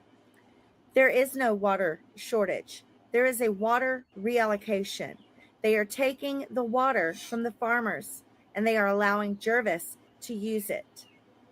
Matthew Weaver is in charge of the water for the entire state. They are telling our farmers that they cannot use water to farm, but they are allowing Jervis, a DOD-backed company that got an insertion of $15 million from our tax money and is set to get millions more, that they can use all the water they want to mine for cobalt. Here is the information for Jervis. This is their corporate information, and this is also the information for their public relations. I suggest we blow up Brad Little's phone, we blow up Matthew Weaver's phone, and we invite Jervis to the party. If the people who run our government in our states want to invite cobalt mining, that's fine, but it will not be at the sacrifice of our farmers, our farmland, or our food sources. Either do it the right way or don't do it. Those are 3 really simple action items that you can do today to help your fellow Americans and to resist the tyranny that has become our government. Here's a picture. So if I got any Idaho local listeners tuning in right now, I mean, this stuff directly pertains to you. Everybody should be concerned about this. Everybody in the United States should be concerned about this. But this, if you're an Idaho local, Idaho native, you should be highly concerned about this. Let's see. Maddie Bracco over on X. Netflix had a documentary on pollution, one episode covering cobalt mines, and the water was massively toxic and just runs off into any waterways to towns. Wonderful. Maddie Bracco, that is why that mine is so important. Let me guess, the cobalt mine is selling to Tesla competitors to take out Elon. Yeah, maybe. Let's see. Jack Downing over on X. When a government goes after farmers, it's never a good sign. 100%. 100%. All right, folks. I think that is all I got for the evening. Let's see. Yeah, that is all the stuff I wanted to cover tonight.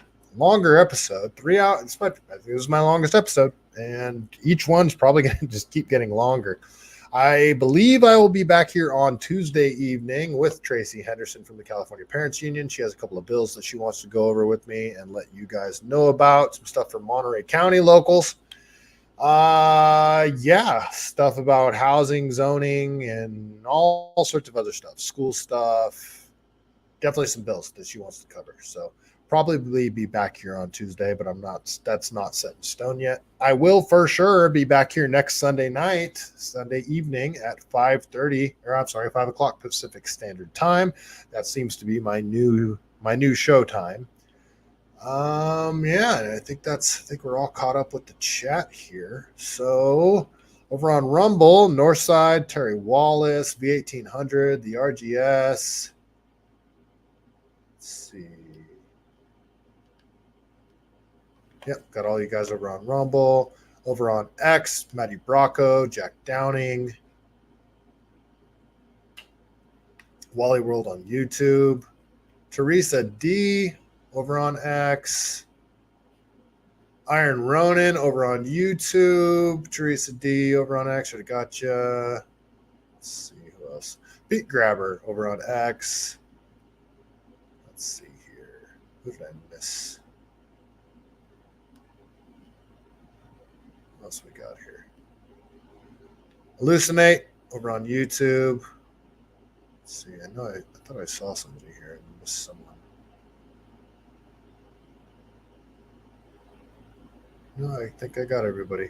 All right, I guess I did. All right, Jack Downing. All right, everybody. Thank you so much for tuning in. Before we get out of here, you know how we do it. We got to tell a joke from the greatest book ever written, The Truth About Chuck Norris. And I got to go over to the laundromat and pick up the T-shirts that I left there. Hopefully, they're still there. Okay. All right. Chuck Norris joke of the evening. I don't know if it's a good one. I hope that it is. Here we go. Chuck Norris joke of the evening. A good way to tell if you are about to be attacked by Chuck Norris is if you notice the music becoming more intense. You might also see ninjas scoping you out from behind the trees and on roofs. Death is certain at this point. I don't even get that joke. On that note, stay CaliBased.